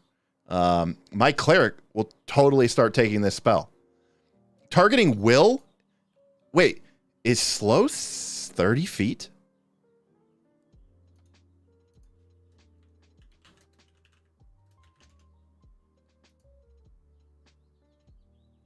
Yeah, slow is 30 feet. This spell is 60 feet. And it's targeting will instead of the fort. I mean, here's our slow. Obviously, heighten is nuts. But, you know, single target slow is still really, really good. Wait, maybe they gave it in cap. No, they didn't give it in cap. I mean, it does have, obviously, it has mental because you're, you know, targeting their mind. And it's, you know, so that is, this is a busted spell, people. Holy shit.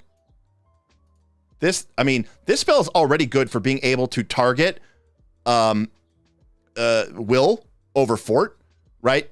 Like already. Like here, this is your caster slow. This is your brute slow. Kevin, not all undead are immune to mental. Zombies and, you know, stupid stuff. Now, granted, you know, if they crit, I mean, look, the crit failure being slow 2 is just like rubbing it in. But like, this doesn't have incapacitation, people, and it stuns 3. Holy shit. If you cast this on a demonic, celestial, or undead boss monster, and they fail the save, they will become critically failed, and they will be slowed 1 for 1 minute and stunned 3.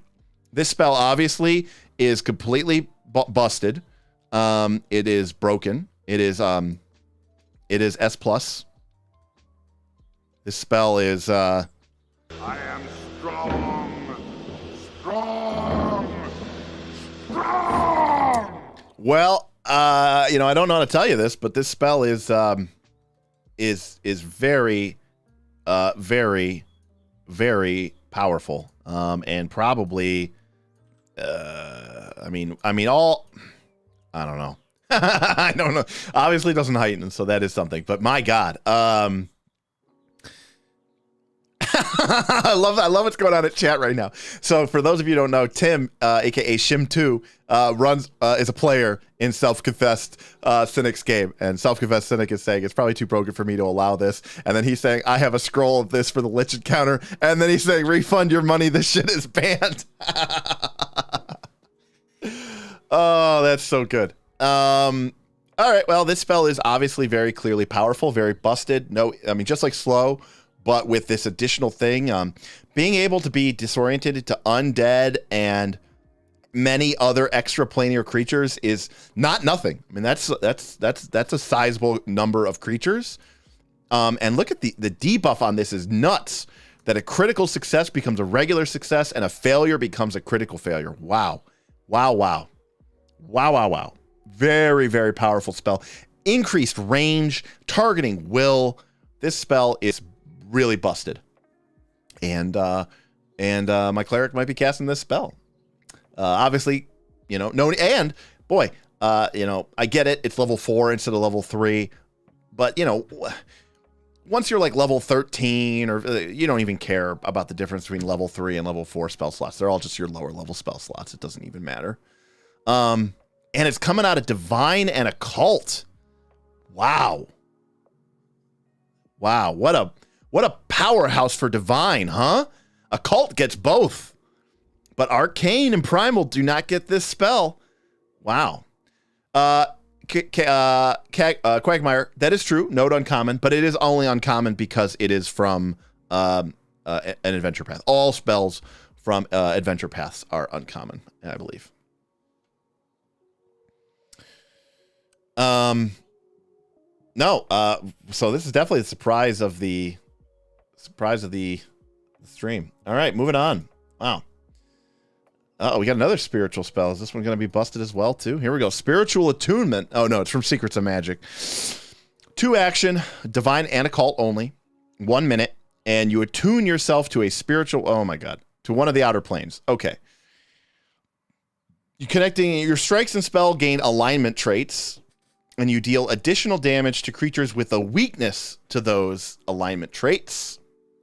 And you get protected from the energy of that alignment, giving you resistance 5 to the alignments that oppose those of your choice. So, for example, if you chose Heaven, your strikes would gain Good and Law, and you would gain resistance to Chaotic and Evil. And does it tell you? Oh, 5. Okay. So you do no extra damage. It just makes your weapons those traits, and you get resistance 5 to those. Yeah.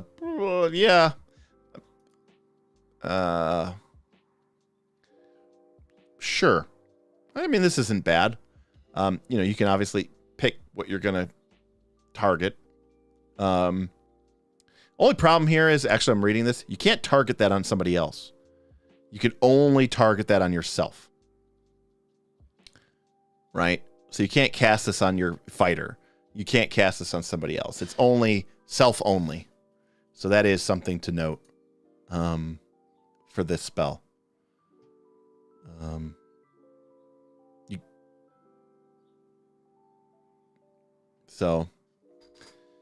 It'll last a minute. The fact that you can only target yourself with this makes it a little bit meh. It might not be a bad spell for like a war priest to cast, I guess. I do agree that, getting your weapons to certain traits can trigger a lot of weaknesses. So you might be doing extra 5 to 10 points of damage depending on it. I think the spell's okay. I don't even necessarily like it as a scroll. I think I kind of would just want to take it if I thought I was going to be fighting extra planar beings. I suppose you could be surprised by it, but I think it's like a C. I don't think it's great, but it plays. It's totally playable. All right. Moving on. Suggestion. One of my favorite spells from the past, and I'm always, as a GM, very lenient with suggestion. But it is an enchantment like Charm. It's got the linguistic trait, so you do have to be able to understand their language. Cannot affect creatures that are not mental or that are immune to mental. And it does have incapacitation, so can't just go and suggest a high-level foe. 30 feet, will save, duration varies. You suggest a course of action, sort of like a hypnotic suggestion. It has to seem logical, and it cannot be self-destructive. And like a lot of the kind of, charm spells, if they succeed at the save, they're unaffected, and they also do not know that you try to cast it on them. Only if they critically succeed do they realize you were trying to put the boogie woogie on them. And if they fail, they start following your suggestion for either 1 minute or until they've done what you've suggested that they do. Or if at any time the suggestion becomes self-destructive or has any other obvious bad effects. And if they critically fail, it's 1 hour. And if you heighten it, you can heighten it to 8th level, and it'll affect up to 10 creatures, which is quite a lot of creatures. So this spell, for me, is pretty great. Can't be used against the target's self-interest. That can really be up in the air. Agreed. A favorite spell of Derek's, it must have been nerfed. Not as badly as you would think. Yes, Tim's suggesting that troll go swimming. Right. That is a classic example of what I love for suggestion, because to me, a suggestion spell, if the players try to just be like, I could tell them to go jump off the cliff and die, it's like, okay, that's obviously not going to work. But if the players are a little bit creative and they can think of a fun and cool way to use the suggestion, I will let them get away with it.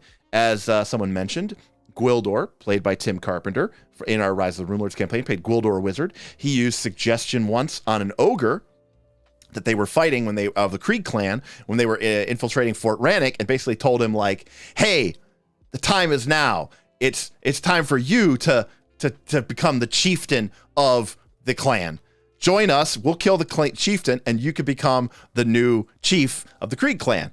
That was Carl, by the way. The ogre promptly critically failed the save, and so for the next hour, went along with their plan until Carl challenged Jagrath Krieg and was struck brutally down. But still, really fun. Gwildor did another suggestion where he suggested the troll go swimming when they were at the Storville Dam. So I think this spell is really fun, and I really, really like that. Total Entry says, even if this isn't an S, this is S tier in my book. The duration is a minute. Again, this spell to me can be very, very powerful. Obviously, it has incapacitation, so it's hard for me, to suggest it otherwise. Now, obviously, this spell is not as powerful as it was in Pathfinder 1. In Pathfinder 1, it was a level 3 spell. In 3rd edition D&D, it was a level 2 spell. And I think in Pathfinder 1, it also had a duration of like hour per level or something. If it's in cap, why not let the duration be longer? Again, I mean, for me personally, I think there are a lot of instances when you're talking about selfish, evil creatures where the suggestion of, hey, help us kill these people and we'll give you all their gold is a totally reasonable suggestion. I don't think it's self-destructive, and it says obviously against the target self-interest. Well, that seems very much in line with playing again up to the target self-interest. And so in my experience, this is oftentimes a great way to turn a bad guy into an ally, at least for a short period of time. And so I think this spell is very powerful. It does have incapacitation, so I'm not going to give it S tier, but I do think it is an A tier spell. So,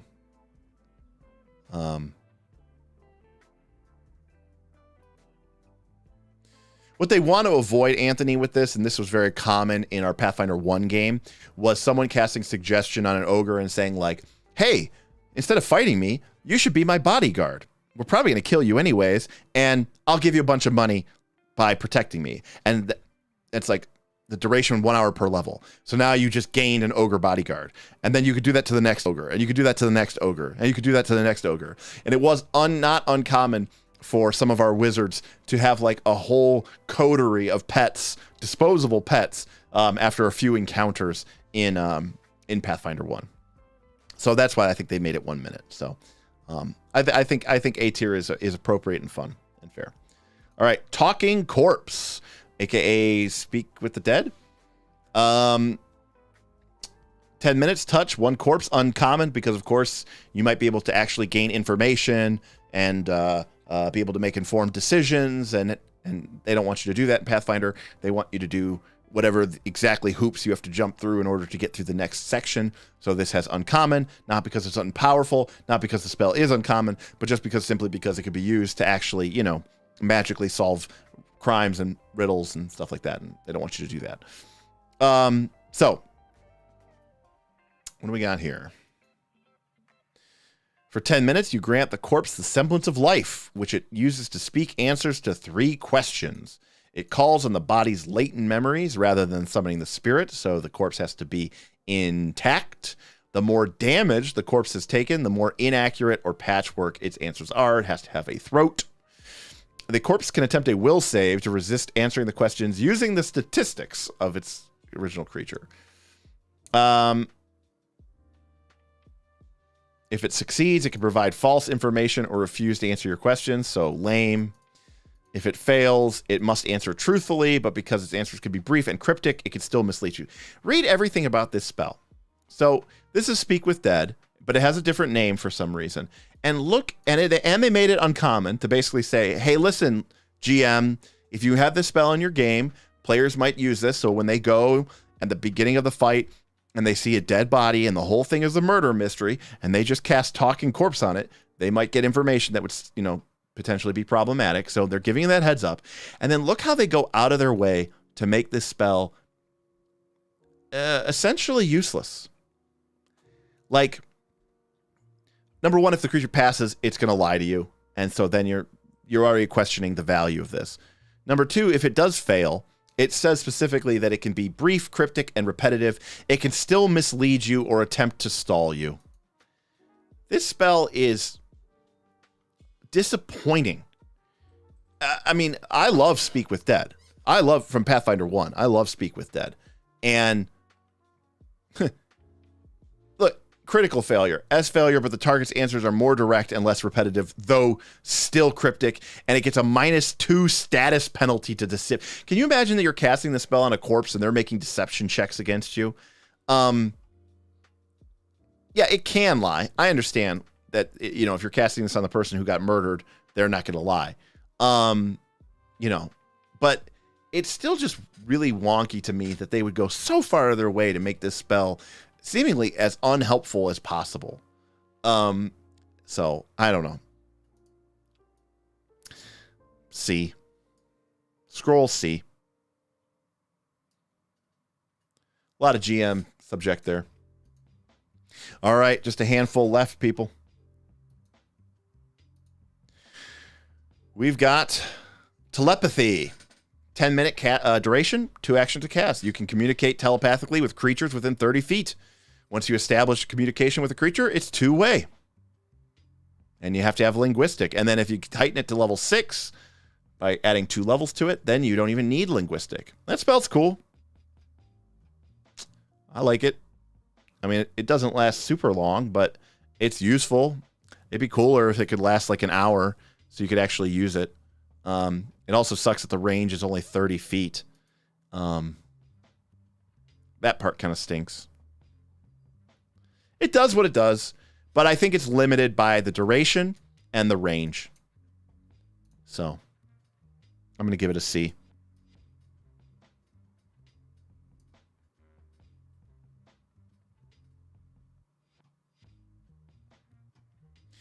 Minandreas, I don't know when or why you would use this. Like think about every time in a modern movie when a band of heroes or a band of like superheroes or whatever is infiltrating a party or infiltrating, and they're pretending to be the waiters and the wait staff, and someone's pretending to be someone in the band, right?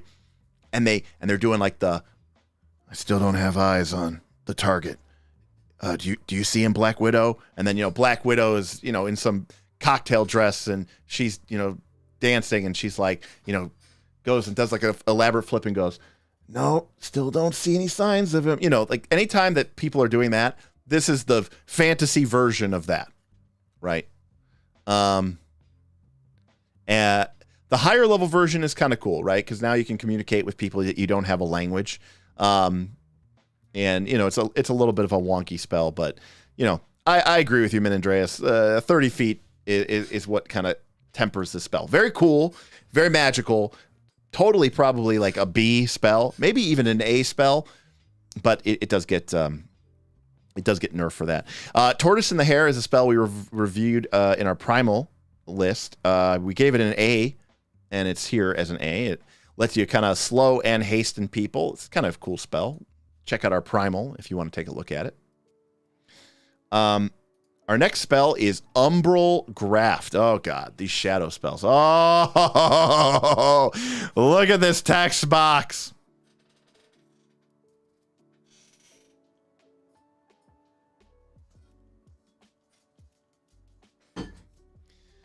Can I skip it, please? This might be the first chat we've ever had which has had 0 tips, and it seems appropriate. What we've had some super chats, so that's not fair. Wow. Yeah, I'm not reading this.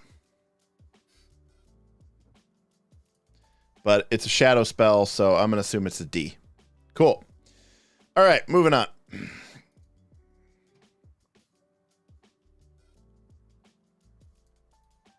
Vampiric Maiden.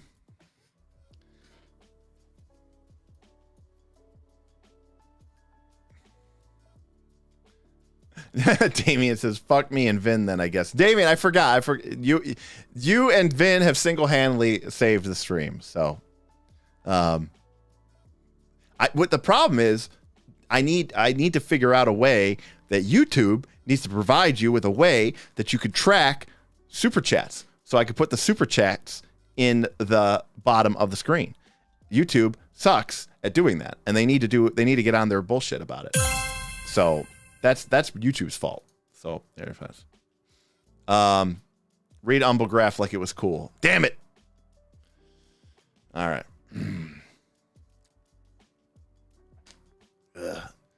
You know, I've been kicked out of better homes. Been kicked out of better homes than this. All right, let me get something.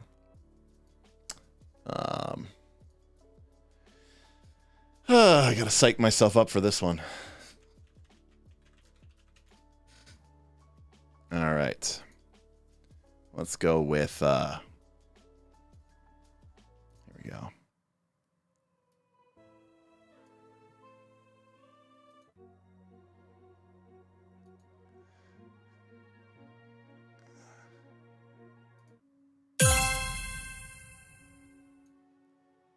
Rope Mimic tip $10. Thank you. Appreciate it. That is very nice, Rope Mimic. Appreciate it. Oh, look at you. Now, see, look, I'm sorry. I bitched, and now everybody's GM Scott tipped $15, 10% down. There we go. Thank you very much. I didn't mean to bitch. I was mostly just disappointed at that, having to read another one of these stupid spells. And which now, all right, here we go. We're gonna get some K-pop going. Is this K-pop? Yep. Okay, there we go.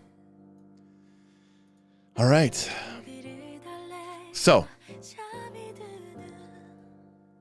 let's get into Umbral graft.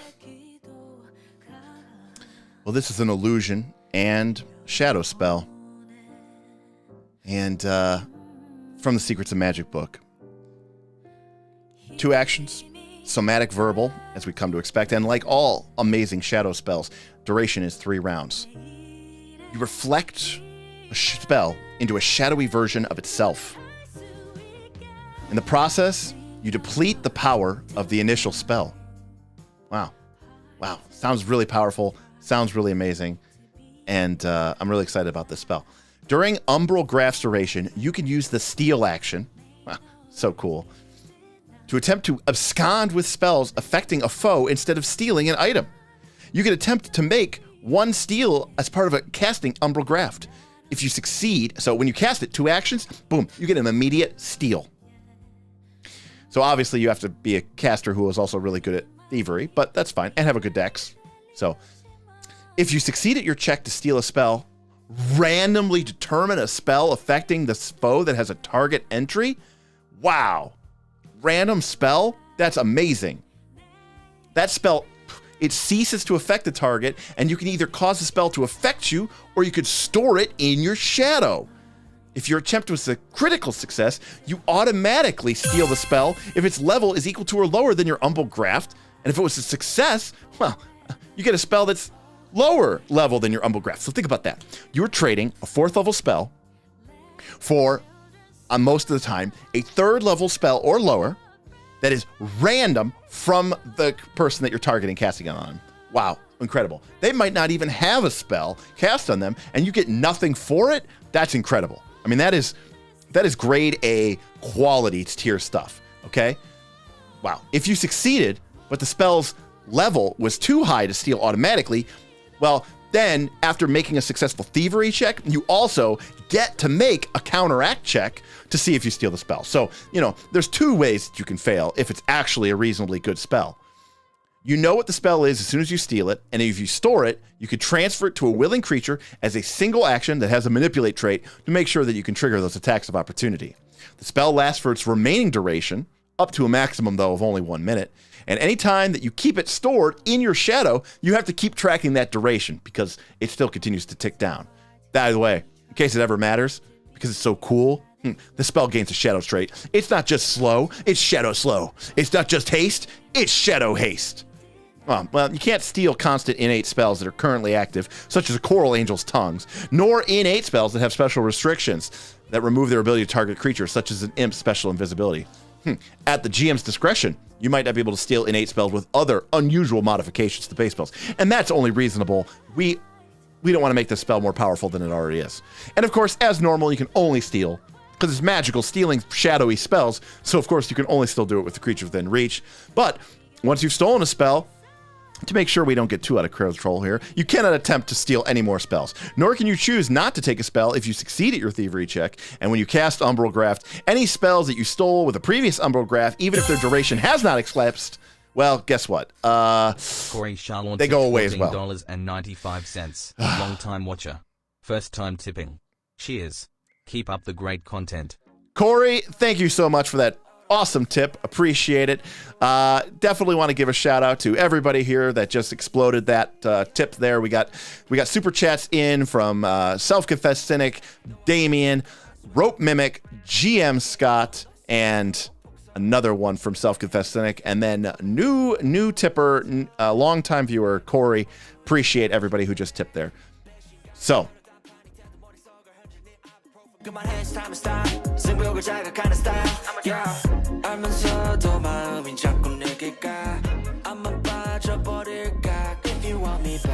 that's Umbral Graft, by the way. So, now that we know what that spell does, we are in a better situation to appreciate how powerful that spell is. So, we've read the spell now. That is the end of the spell. So, what do we want to do with it?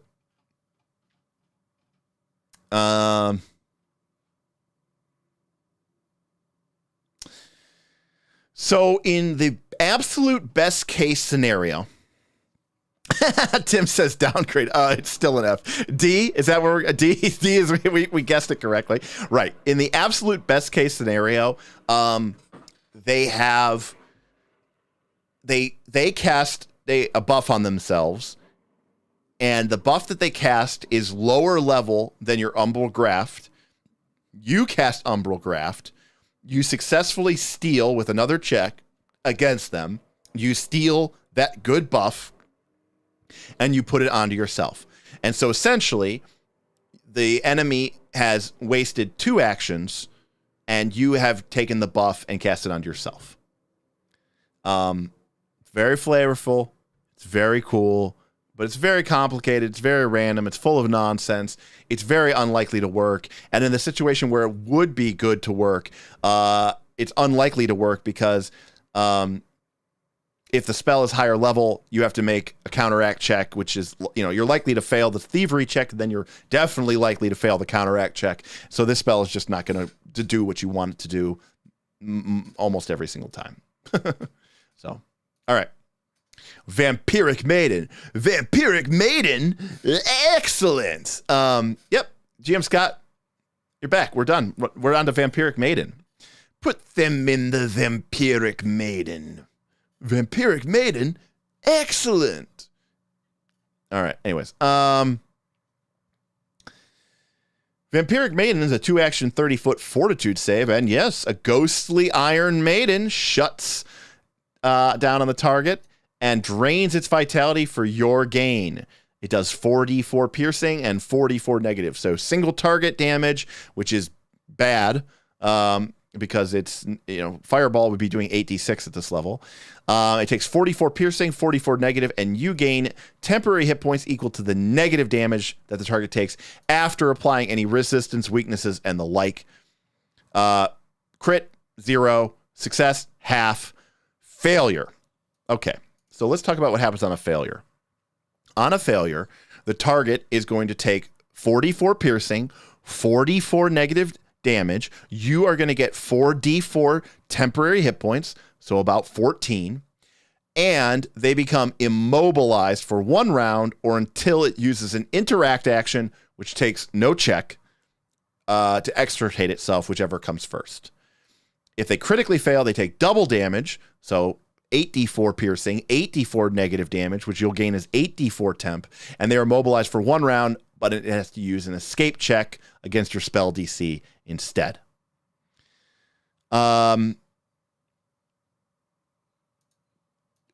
D.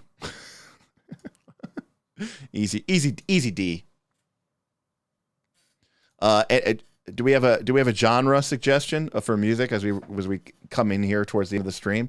I've got lo-fi beats. That's what we usually listen to. We got R&B. We got acoustic. We got K-pop. We got rock. We got country roots, indie, trap beats, soothing piano, tropical feels, sad trombone. You missed the sad trombone earlier, Tim.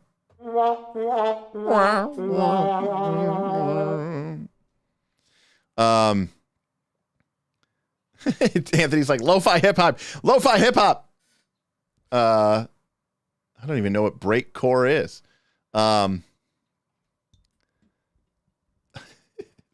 Spa and oh, here we go. This is the game on. Every day goes by so fast, and every moment counts, baby. I don't want to miss a thing. We can sleep. All right. We're gonna go back. We're gonna go back to lo-fi beats. All right. So let's finish this up. Sorry, people. I'm getting distracted here. We got variable gravity. 2 actions, 5 minutes. You adjust how strong gravity grips you, changing between low, normal, and high. Choose one type of gravity when you cast a spell. While that spell lasts, you can change the type of gravity with a single action, and the spell doesn't alter your physical appearance, so it's impossible to tell what type of gravity. In high gravity, you become encumbered. You get +2. Nice. You get +2 status bonus to your saving throws and DCs to resist forced movement. In low gravity, $10. That fly ass music. Gwildor, I gotta lie, that was kind of a sick beat. I kind of liked it. We might go out. We'll go out to that one. I think that's what we'll go out to. In low gravity, you can double your jump speed. This lasts for how long? 5 minutes? So, by the way, being encumbered really sucks. I think you're like clumsy 1. Yeah, you're clumsy 1 and have a 10-foot speed penalty to all of your speeds. So this is you willingly putting that on you, by the way. You're like, oh yeah, I want to be clumsy 1 and a -10 speed, so I get +2 bonus to saving throws against resist movement. You reduce the distance force movement by half or 10 feet, whichever more. You only jump half at 5. Rather than roll normal damage for falling damage, you take bludgeoning damage equal to the distance you fall. So you debuff, you just debuff the hell out of yourself, basically. And for low gravity, it's like a really bad feather fall. Wow, this spell is horrible. Variable gravity is a F, like a double F. Might be the worst spell that we've read today. 2 spells left. We've got Veil. Veil is an illusion visual spell. Two actions, 30 feet. Targets up to 10 creatures in 1 hour. Boom. Right off the bat. That's really great. We do like that. This is nice because it's a long duration. I kind of have a guess what this spell does, but it's a long duration, and it lasts. It targets multiple creatures. You disguise the targets as other creatures of the same body shape and roughly similar height and weight. The disguise can hide their identities or let them appear to be another ancestry, but it's not precise to impersonate other individuals. You can just make them look like Joe Schmo. Casting Veil counts as setting a disguise for the purposes of the impersonate action. It allows the target to ignore any circumstance penalties they make, and it gives the targets a +4 status bonus and add their level. So this is essentially our, +4 status bonus, add your level if you're untrained, AoE disguise. But it's 1 hour. It's 10 creatures. Level 4. It's heightened to 5. You can target their voice and sense, which is a little wonky. And at 7th level, you can do specified individuals. This is follow the expert disguise. Yes, it is. Technically, you could just follow the expert on someone disguising, I suppose. So, like knock and like disguise self, this spell ultimately is a little disappointing and is a scroll D. Not F. It does something, but, scroll D. All right, winning streak. I suppose if nobody has deception in your party, then Veil could be pretty cool. But, there's easier, better ways of doing that, and I'm just overall disappointed by spells that, just let me do it. Not everything has to be a die roll. Like, it's okay. It's not going to give me some combat bonus. Just let me infiltrate. I know, but then it's like, oh, well, that shits on the rogue who put all those points in deception, which is a problem, but whatever. Winning streak is a range of 20 feet. Again, a really, really weird range. Targeting one creature. Duration 1 round. See text. All right. Love it. I took winning streak in my sorcerer, and it's not been great. Also, imprecisely templated. Okay, I'm really looking forward to reading this spell. This thing seems like it's going to be a big mess. Okay, what do we got here? We've got the target is energized by good fortune as it spreads to others as long as they keep winning, always winning. It gains the quicken condition for 1 round. If the target or one of their allies within 20 feet gets a critical success on an attack roll against a significant foe.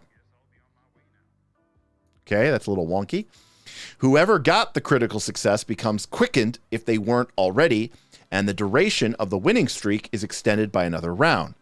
Creatures quickened can only use it to strike, step, and stride. If a full round passes without the target or one of their allies critically succeeding on an attack roll against a significant foe, the winning streak breaks and the spell ends. So you have to keep critting in order for this spell to even stay in effect. And it has to be against a significant foe, which suggests that that's probably a foe that is harder to crit. So this spell seems like it is setting you up for failure because it only works when you crit against a significant foe, which would be hard for you to crit against. I'm assuming at least a creature your level or higher. No, I get what I get that it. I guess they're trying to avoid bag of rats. I don't know. There's just not that many crits, even against lower level foes. Like if you're fighting some on level foes, level -1 foes, you're still probably only critting 10 or 15% of the time. So, and how many people in your party are even meleeers? Like 2 or significantly attackers? Maybe 2, maybe 3. Also, how big is your party? I mean, if your party has 7 or 8 people in it, okay, this spell is great. But if you only have 2 or 3 or 4 people in your party, this spell is really wonky. I don't like this spell at all. Just cast haste.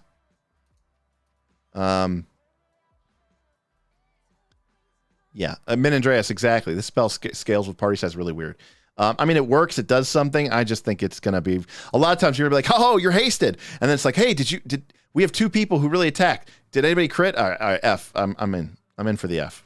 I wanted to give it a D, but I'm talking myself out of it as I'm talking because I'm like, I cast this spell on the fighter. He doesn't crit. Okay, well, neither did the ranger. Well, the cleric isn't going to crit, and the wizard isn't going to crit, so... Okay, well, that's the end of the spell. Cool. It's one action. Okay, it's one action to cast. Okay, I'll upgrade it back to a D. I'll give it that because it is one action to cast. Okay, that is our occult That is our occult list. And guess what? Between all of these spells and all of these spells, we have all of these spells and all of these spells. That would be arcane and divine. So when we go in and sort of do the math on it, and we'll add that spreadsheet, which is coming, so that we can have all now, because basically level 4 is done. All these spells represent everything that you would need for either arcane or for divine. So as we look between primal and occult, what do we see here? Well, there's not a lot of S tier spells. This spiritual amnesis, which we determined was completely broken and was probably an editing error, and invisibility, which is S plus tier, technically is a level 2 spell. We're just talking about the heightened invisibility. So the only S tier spell between either primal or occult was confusion. That being said, we did have a fair number of, now there's some repeats here, but there's a good number of A tier spells. There's a good number of A tier spells here. But you know, the primal list actually was really great. Not a lot of Fs, solid amount of A's, B's, and C's, no S's. One could argue that not having S's is a good thing because it means that those spells are probably pushing the borderline of becoming broken. So primal, you know, was actually pretty good. Occult, well, you know, Cult has a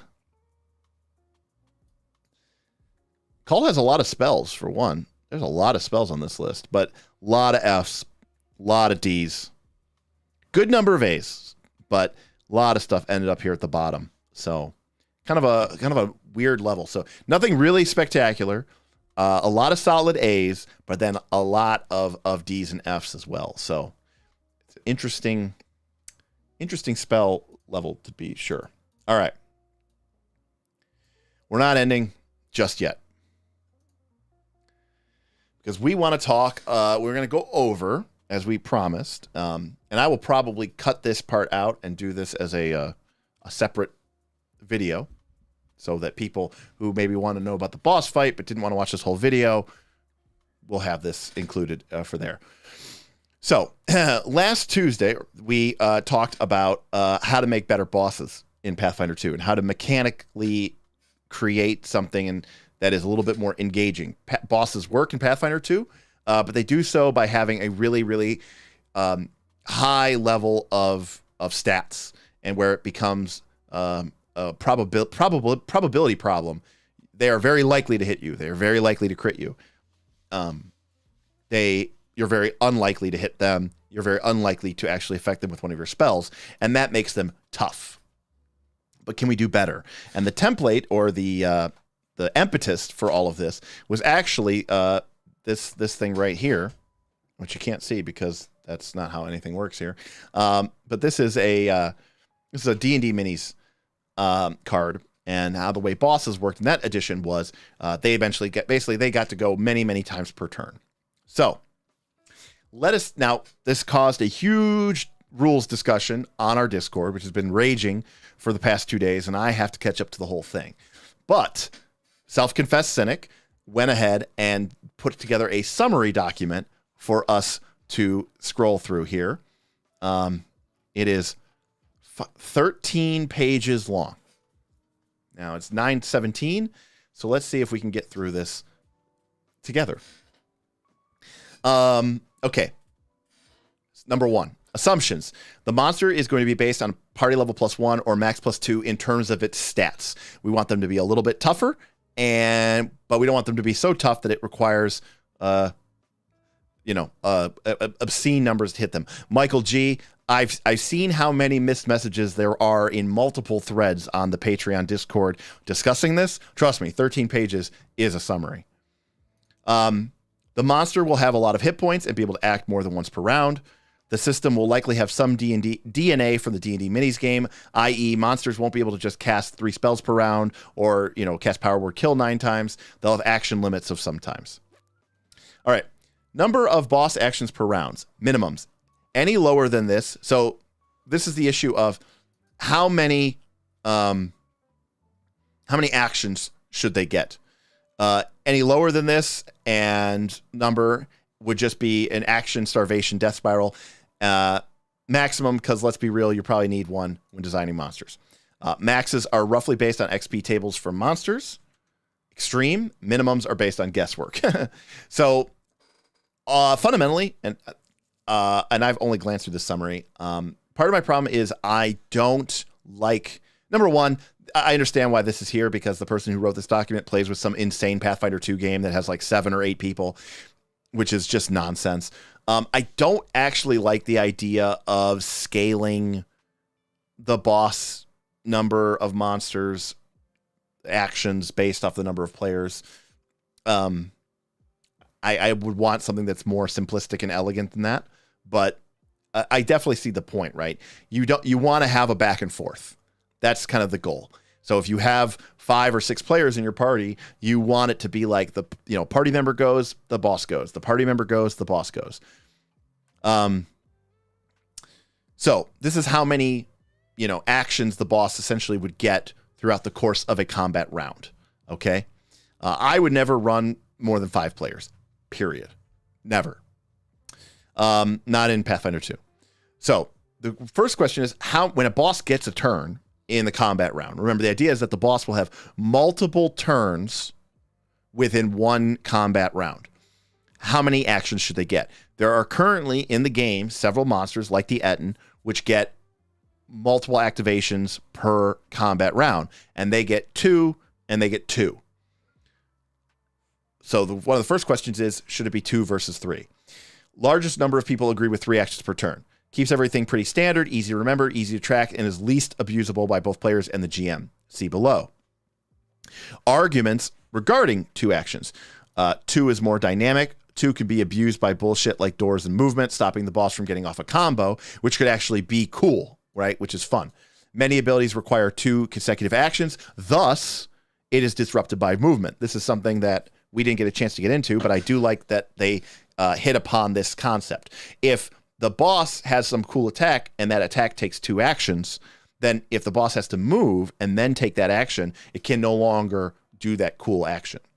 A high number of smaller turns could lead to longer combat and annoying players with an ever-shifting battlefield. I don't know if that's a pro or a con. Concerns could be remedied by reactions, special hasting, I believe the term would be quickened, abilities, and by the D&D Minis action limitation system, especially for Stride. All right. Number of boss turns per round. Obviously, as a base time, this is just total actions divided by actions per turn. So remember, the idea is how many actions should they get in an entire round, and how should those actions be divided up? These will obviously ramp up or down based on the goals for that monster. So, wow, there's a lot of stuff here. See, when you start busting out charts, it's a little bit crazy. But so what we're basically talking about here is this idea of, let's say that you are fighting. Let's just go with here 4 players, right? 4 players. If they start with 2 turns per combat round, they get 3 actions, or they get 3 actions, or they could have 3 turns and have 2 actions, 2 actions, 2 actions. Either way, they're going to have 6 actions throughout the entire course. Even as I see this, I'm not sure which one I like more. I think I like more turns, but the idea here is this is a ramping up. The idea that as the fight goes longer, the creature potentially gets more actions as time goes on. Threshold HP makes the boss overcharge, giving them an extra turn every round. Yeah, I don't like that. I don't like this at all, by the way. I understand what they're trying to fight, what they're trying to deal with. But I feel like this lacks the progression element, the feeling of gaining an achievement that I think is so important to this boss fight.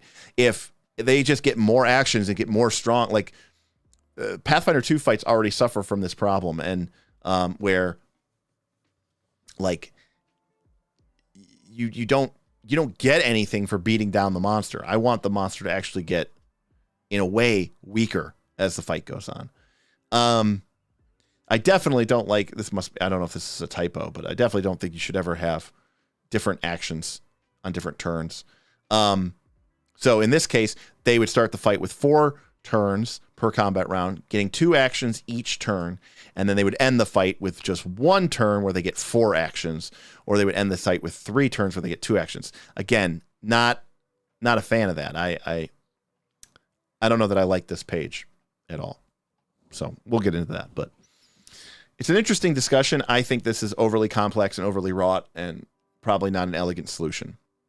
And again, I'm not making any immediate judgments, about without going into the specific details of these threads, and obviously playtesting would need to be decided. Again, I don't know necessarily that you need the 3 actions per turn either. All right, how to implement. So this is the real thing. How to implement turns. How do you handle initiative? This is the biggest question, right? Because in the D&D miniatures game, it is set up where each side rolls initiative, and whoever wins the initiative gets to decide, do I get to activate first, or does my opponent have to activate first? That's, whatever you think is to your strategic advantage. And then you get to take 2 turns, they get to take 2 turns. You get to take 2, they take 2, you take 2, you take 2. Back and forth, back and forth, back and forth, until everyone is, done. But in D&D, you have delay, you have ready, we have rolled initiatives. People invest in their initiatives. They have feats like incredible initiatives. So this could create problems. So one idea is to roll multiple initiatives, rolled normally with a multiple initiative and penalty, which we call MIP. Or you could just preset them based off of basically very hard, normal, easy DC, or you could think of it as the boss rolled a 15, a 10, and a 5. These could be reset per round for the boss. I hate that idea. Initiative is already a pain in the butt. I don't want initiative changing. That sounds bad. Multiple initiatives that are always sorted by the number of players. You go, I go, generally aiming for 1 to 2 players in the monster, 1 to 2 players in the monster. This is fundamentally most difficult to do because there's no game mechanic that supports that, but I like that.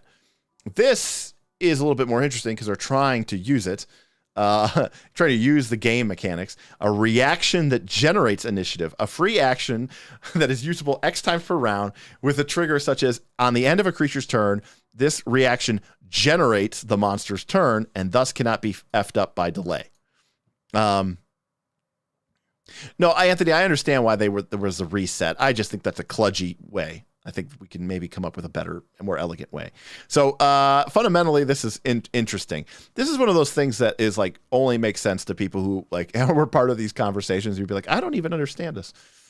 A reaction that generates initiatives with a cooldown as above, but enforces the monster acting on X player's turn. The monster has a number of menacing calm.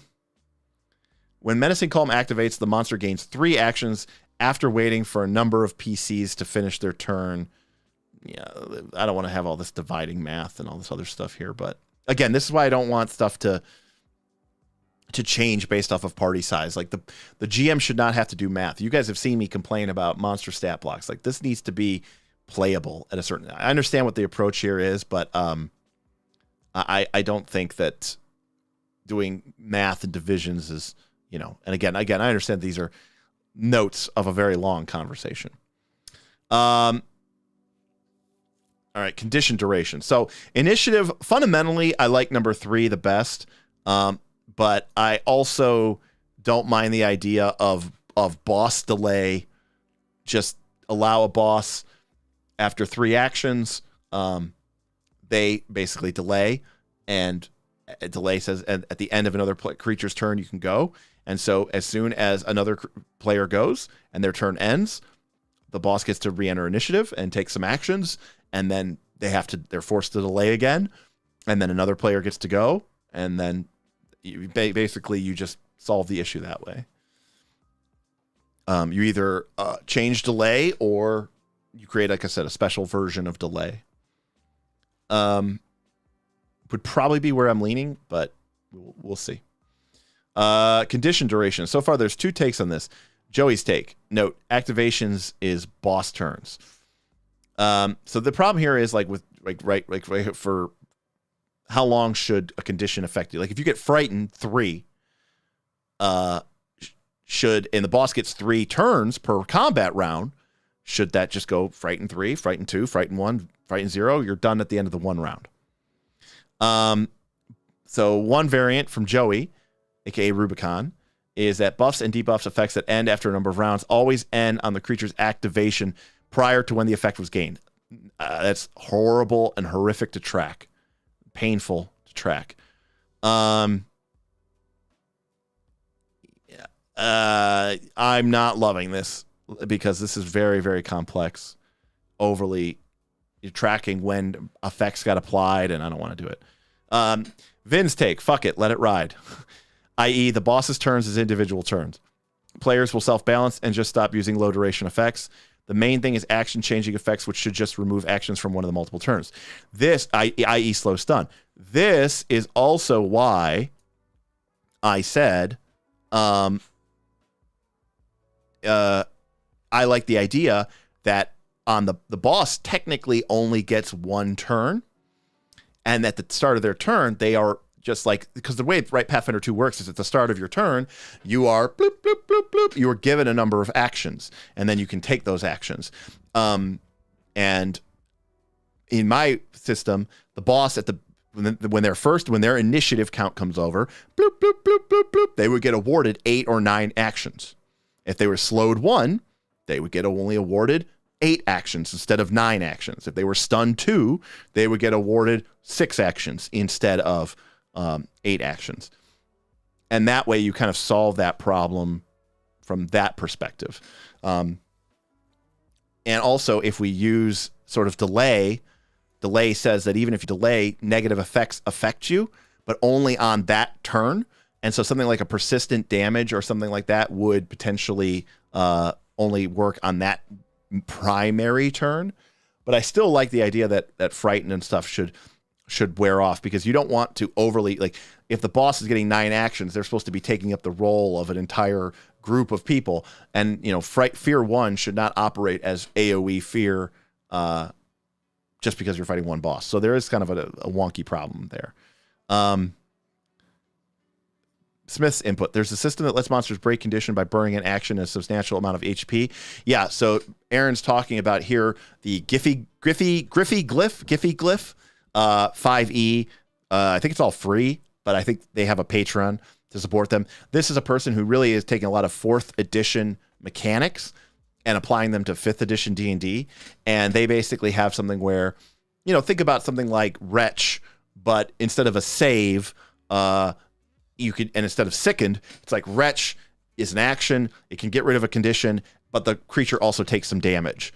So it's kind of like that. It's like they can just kind of like, kind of grit their way through it. Regardless of the boss's actual level, they should likely be more than PL +1 on paper, just to make in-cap not a threat. That's interesting. That's a good point. Okay.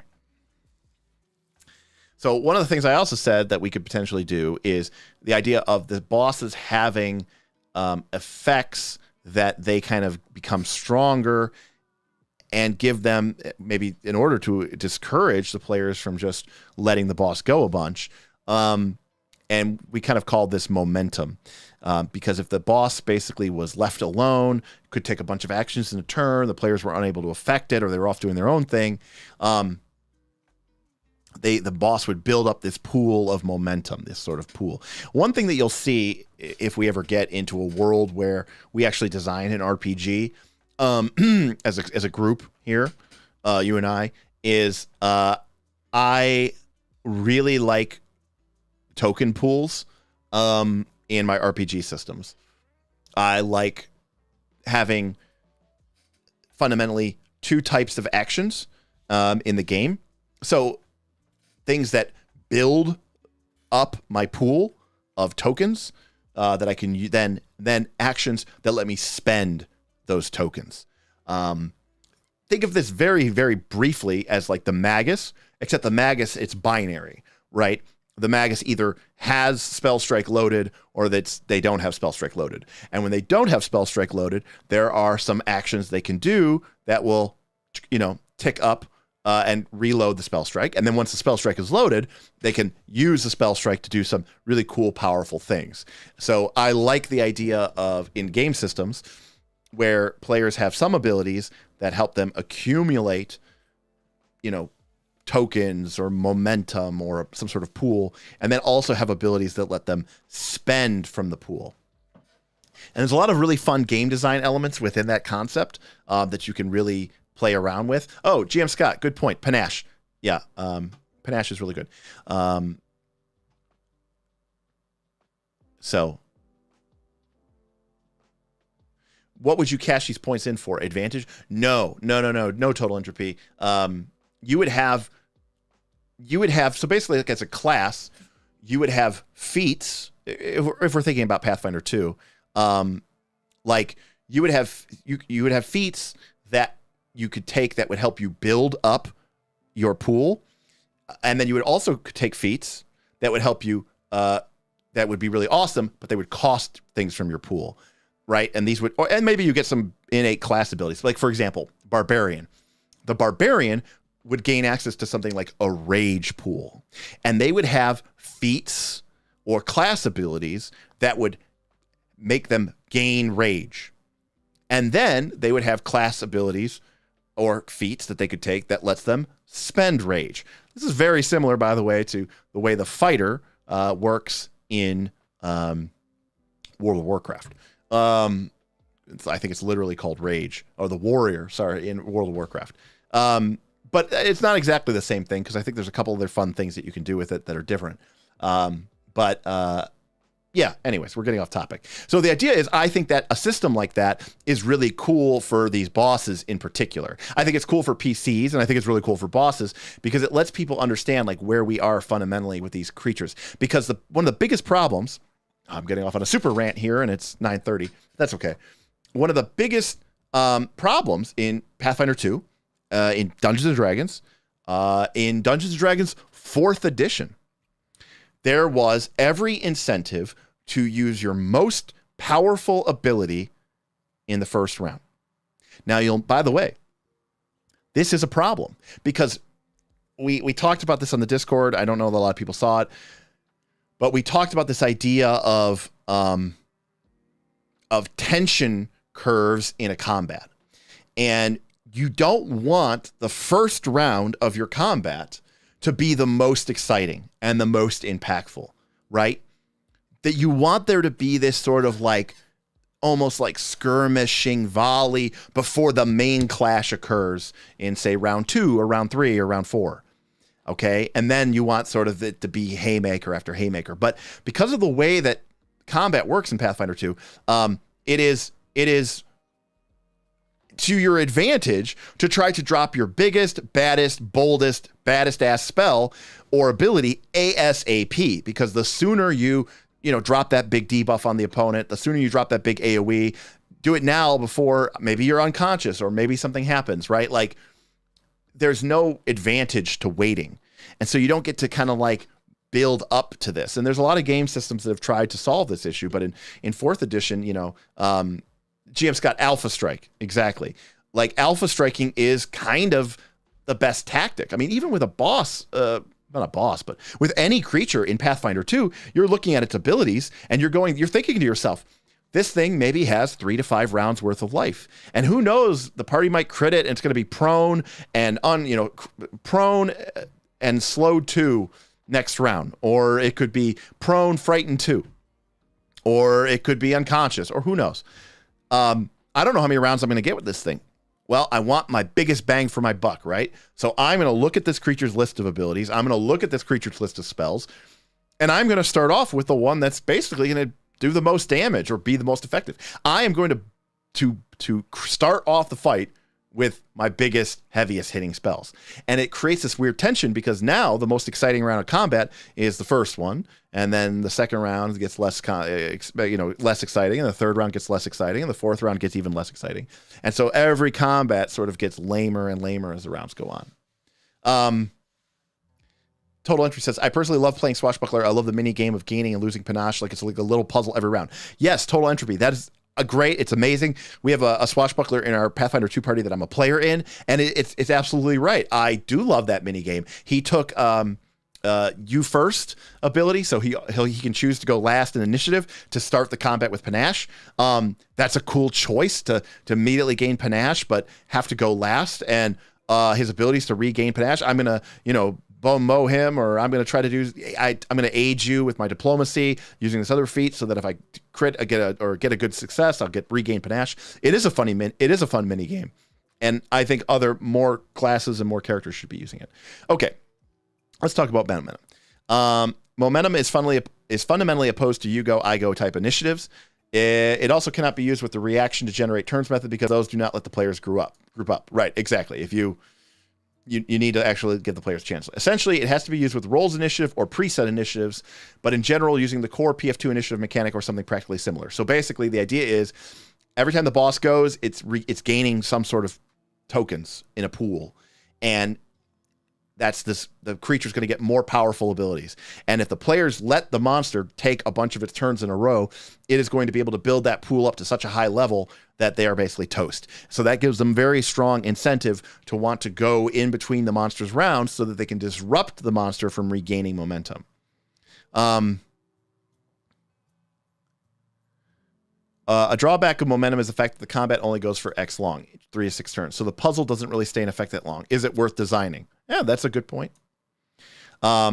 Players will almost certainly settle into a fixed stable initiative for most of the combat, unless one or more drops or the boss is a monster. Initiatives keep changing. The momentum mechanic can be highly served by 2 potential additions to monster stat blocks, moves that adjust initiative. Are there mechanics in Pathfinder 2 that change your initiative? I know dying does, or getting knocked unconscious, but big moves that take 4 to 9 actions, which can only be used if initiative is back to back to back. Yes, I like this. That's actually a good idea. That's kind of cool.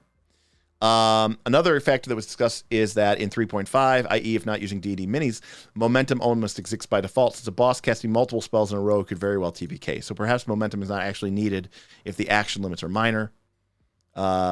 Momentum is awesome, and I hope we think of something. All right, this goes into day 2. Oh my gosh, guys. Right, so this is I think it's supposed to be a free action charge ability. The charging would basically at the end of a turn, they can regain some momentum. So then someone created a new mechanic called adrenaline, which sounds horrifying. All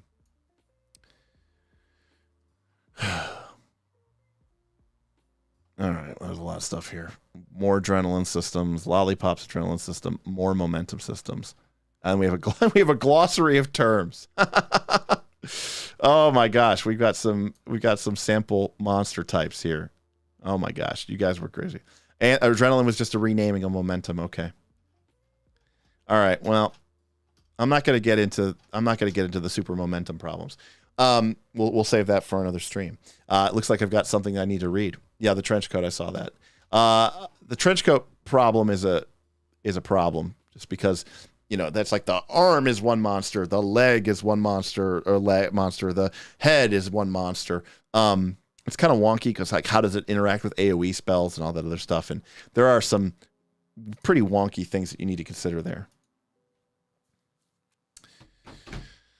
Okay, well, that was a long conversation. Obviously, there's a lot of stuff that we need to read. I think some of the ideas are good, but I do also realize that, as much as I like mechanics, and I do like mechanics, they need to be a fun and elegant system.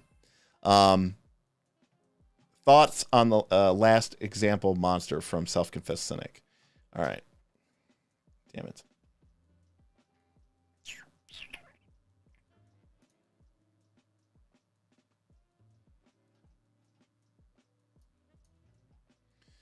This is the one that you want me to look at?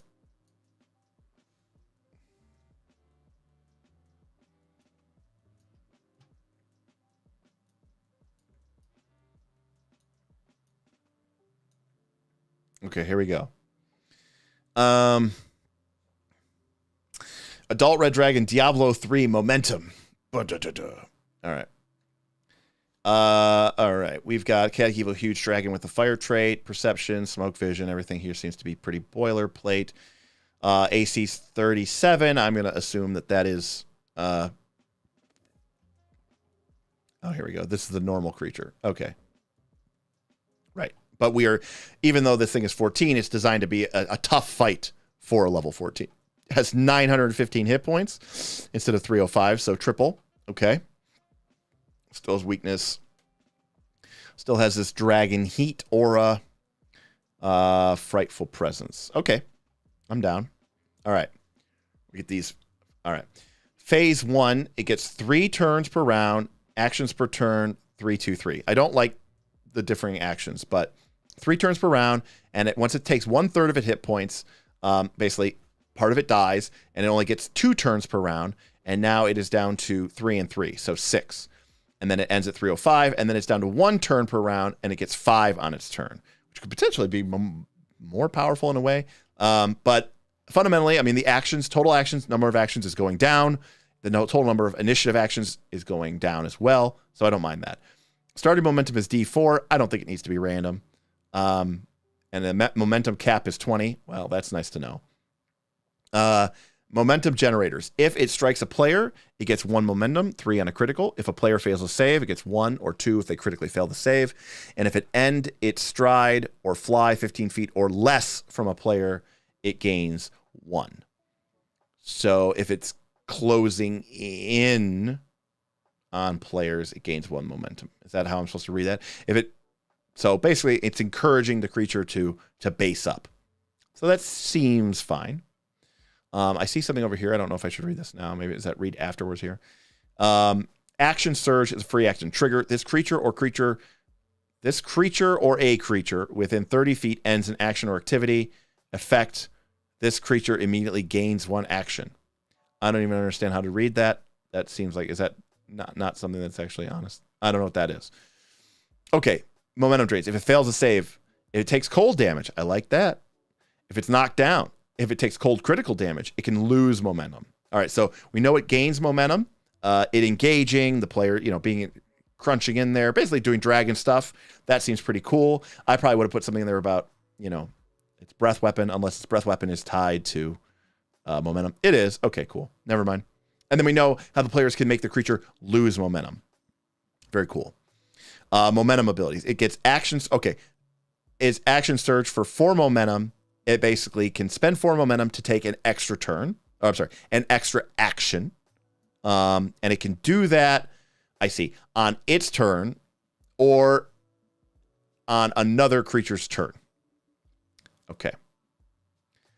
The templating there is a little wonky. I understand it because what we're doing, but basically it can spend a reasonable amount of momentum to basically pick up an extra turn, either on its own turn or on its opponent's turn after they're done with whatever they're doing. Okay, and it's just 1 action. So it can also take the burn action, which takes 2 momentum and 2 actions. It can remove a condition or effect, spend 2 additional momentum to reduce this to 1 action, spend 4 additional momentum to reduce that to a free action. Regardless of the momentum spent, the monster loses 5% of its current hit points. 5% of its current hit points is going to be wonky because that means it's going to take more damage at the start of the fight. I would have just made that a flat amount of damage. 5% of roughly 900 is, 45 or something like that. So maybe you just make it 30 damage or something, or 35 damage. I don't know. But anyways, rather than having to do 5% math of its current hit points every time it uses this ability, we're off. I'm off on that. So current HP should just be like, it shouldn't even be a 5%. It should just say flat 35 damage or something. Momentum phases. Hey Lavix, what's up? Too long didn't read. We just started brainstorming on Tuesday about how to make more mechanically complex but more video gamey interesting fights in Pathfinder 2, kind of stealing from the idea. Yeah, Vin likes his mechanics as complicated as possible. Yes, Vin is fundamentally, this is overly complicated, but some of the ideas are sound. I mean, here's the thing. You need someone in design that goes too far, because that way you know where the right limit is, and you need people who are overly conservative, so you know where the left limit is, and then you try to meet in the middle, and you decide who your audience is. So, okay. In phase 2, that means after the monster has lost 33% of their hit points, the generator gains are doubled, and the action surge costs 5. And then in phase 3, it's tripled, and the action surge costs 6. Okay. Every time it basically when it gets bloodied and then really bloodied, so when it loses 33% and 66% of its hit points, it gets to immediately take some actions and gain some momentum. Okay. So one of the fundamental problems with this, we'll get to this in a second, is this creature could still stride 8 times per turn. And that is a problem. It could still use its jaws 8 times per turn, and that is a problem. You need to limit its actions. Because it just doesn't make sense that the creature should be able to move that far and move that fast. It shouldn't be able to cast Suggestion 8 times per turn. So we got its basic damage here, and Draconic Frenzy, and then it has Gather Flames. And this is the sort of thing we said before, where it's like, if the creature is being left alone and the party isn't messing with it, or if it has a bunch of turns in a row that it can kind of use to its strategic advantage, it can basically just sit there and spend 1 action, 2 actions, or 3 actions and gain a bunch of momentum. So someone's talking about the strong template. I don't think that is something that exists in Pathfinder 2, unless we are talking about the elite template. I don't like the idea of the elite template being applied ad hoc in the middle of a battle, so don't really like that. But the breath weapon, I like that it costs 7 momentum, so it's not something that the monster can just use straight off. If the monster's getting hits, if the monster's doing things, then it's going to be able to use its breath weapon, and it's going to do a bunch of damage, and left to its own devices, the breath weapon could be used a bunch. But at the same time, if the party is able to keep the creature on its toes, it might never be able to use its breath weapon more than once or twice. So I do like that. And then it has a supercharged ultimate power blast, greater breath weapon for 14 momentum. And I do like that as well. So fundamentally, this creature is far too complex, but it is doing something, and I do like what it is doing. It's definitely creating a more back and forth feel with the party. And it is, definitely creating that sort of element where it feels like as you're going through the fight, some parts are you feel these successes, some parts feel more successful because the creature is not going as many times. On the other hand, when it is going, it's going to be really powerful. I mean, fundamentally, mechanically, the problem is like in phase 3, this creature gets 5 actions on its turn, and its momentum gain is tripled, and there's not as many ways for the players to interact with them because it's its turn. So it can use those 5 actions, and it could just immediately do something crazy. And like the players aren't going to be able to react. Like the gains are huge, right? Like every time the creature strikes a player, it's going to be 3 momentum, 9 on a critical. If the creature fails a save, it's going to be 3 momentum, 6 on a critical fail.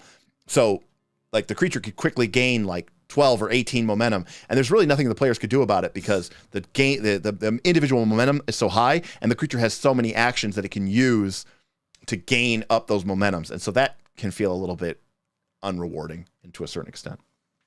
But fundamentally, I like the idea, so it's not bad. So I think it is a good baseline to work with, Anthony, and I do agree that you need someone to come in and remove all the fun parts. Look.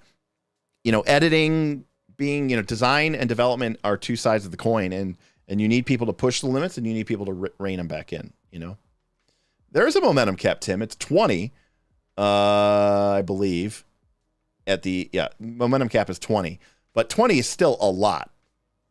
The creature could do a lot with 20 momentum, so including a lot of nasty breath weapons, and a lot of action surges.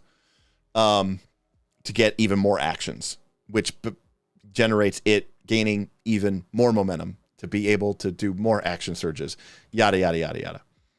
Ryan says, how about giving boss monsters a system like the Oracle class? Give them abilities that they can only use in stage 2 or 3, but give a drawback, such as an AC or save penalty or weakness. That's not a bad idea, Ryan. Like, you know, one of the things that I used to play around with this idea was that when, you know, in 4th edition, solo monsters had, you know, some over at the end of the game, you know, had something like over 1,000 hit points.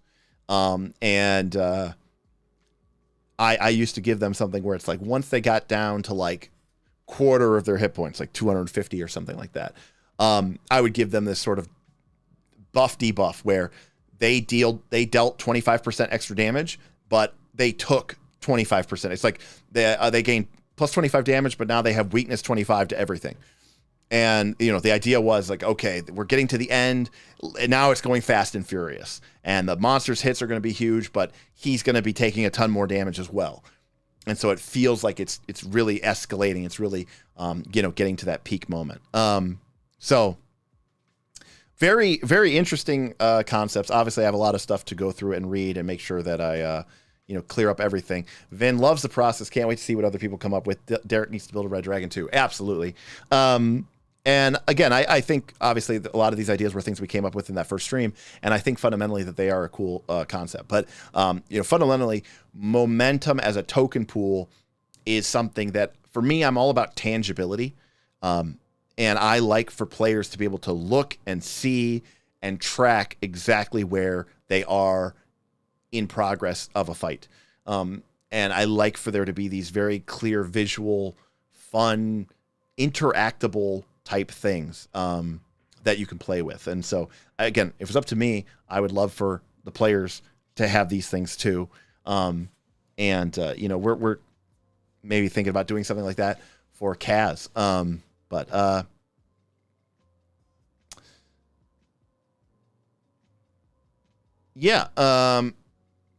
Very, very cool. We're doing something for Kaz maybe with the Quest for the Frozen Flame that will kind of have his own little pool system of tapping into his barbarian's rage, but if he goes too deep, he'll be possessed by the spirit of fury and potentially turn into a yeti and become a haunted, twisted creature that prowls the tundra. K-Swiss has something already, but the stream's too long and it needs some polish, so yeah, I went in a different direction. That's great. No, I mean, more people can look at it, beat it up. I mean, that's what we're here to do, so. We may just have to create, like, I don't know, a Saturday night Brewers stream or something like that, where a bunch of us loser nerd people get together on Saturdays and just wax poetically about fundamentals of game design.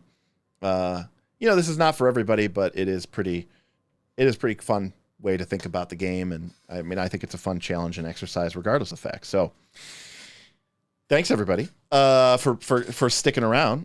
Thanks everybody for you know, hanging out with us today.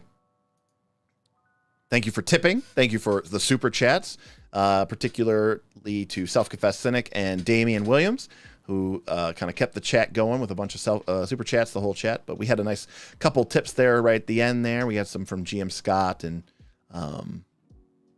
we had some from Rope Mimic, possibly Total Entropy. Maybe I'm giving you credit. I shouldn't have. Uh-oh. We got another one. Good stream. Thank you, Self-Confessed Cynic. We got one. Oh, we had a tip from Gwildor as well. Corey gave his first tip, so thank you, Corey. Yeah, and of course we had a couple of our adventurers resub in the middle of the thing too. That was really fun to hear all that stuff. Thank you for the super chat, Self-Confessed Cynic. Good stream. I enjoyed it. It was very long, but remember, this weekend I'm going to be getting ready because Tuesday, it's 7 p.m. Eastern, so -1 UTC, I think. We are going to be doing our first session 1 of our Quest for the Frozen Flame game. This is going to be with Bob and Tim, but also Smith and newcomer Kaz. And they are going to be playing very much sort of Realm of the Mammoth Lord, Kelid focused adventurers who are there to see if they can save the legacy and the dynasty of the Broken Tusk gathering, following, as they sort of make their way through the tundra wastes of the Realm of the Mammoth Lords. And it's gonna be fun. It's gonna be Pathfinder 2, and it's gonna be me with a bunch of my friends, and we're gonna be having fun.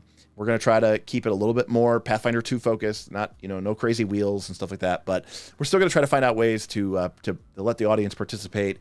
And it's gonna be a little bit more focused on the game and less on the game show element, which I think will be fun for us, and hopefully it'll be fun for you as well. So hopefully everybody is there and comes and hangs out, or at least watches it on the VOD. So I just want to say thank you to everybody, and if you're not if you like these conversations, and if you're here you do, make sure to check out the Discord. You're probably already a member of our Patreon, so if you're interested in joining us in that Discord, why don't you check out patreon.com/nightslastcall, and we'll see ya on the Discord. All right, everybody. Thank you again for joining, and we will see ya on the next show, which will be our live stream, and I am looking forward to it. I'm looking for my OBS. Here we go. Peace, everybody.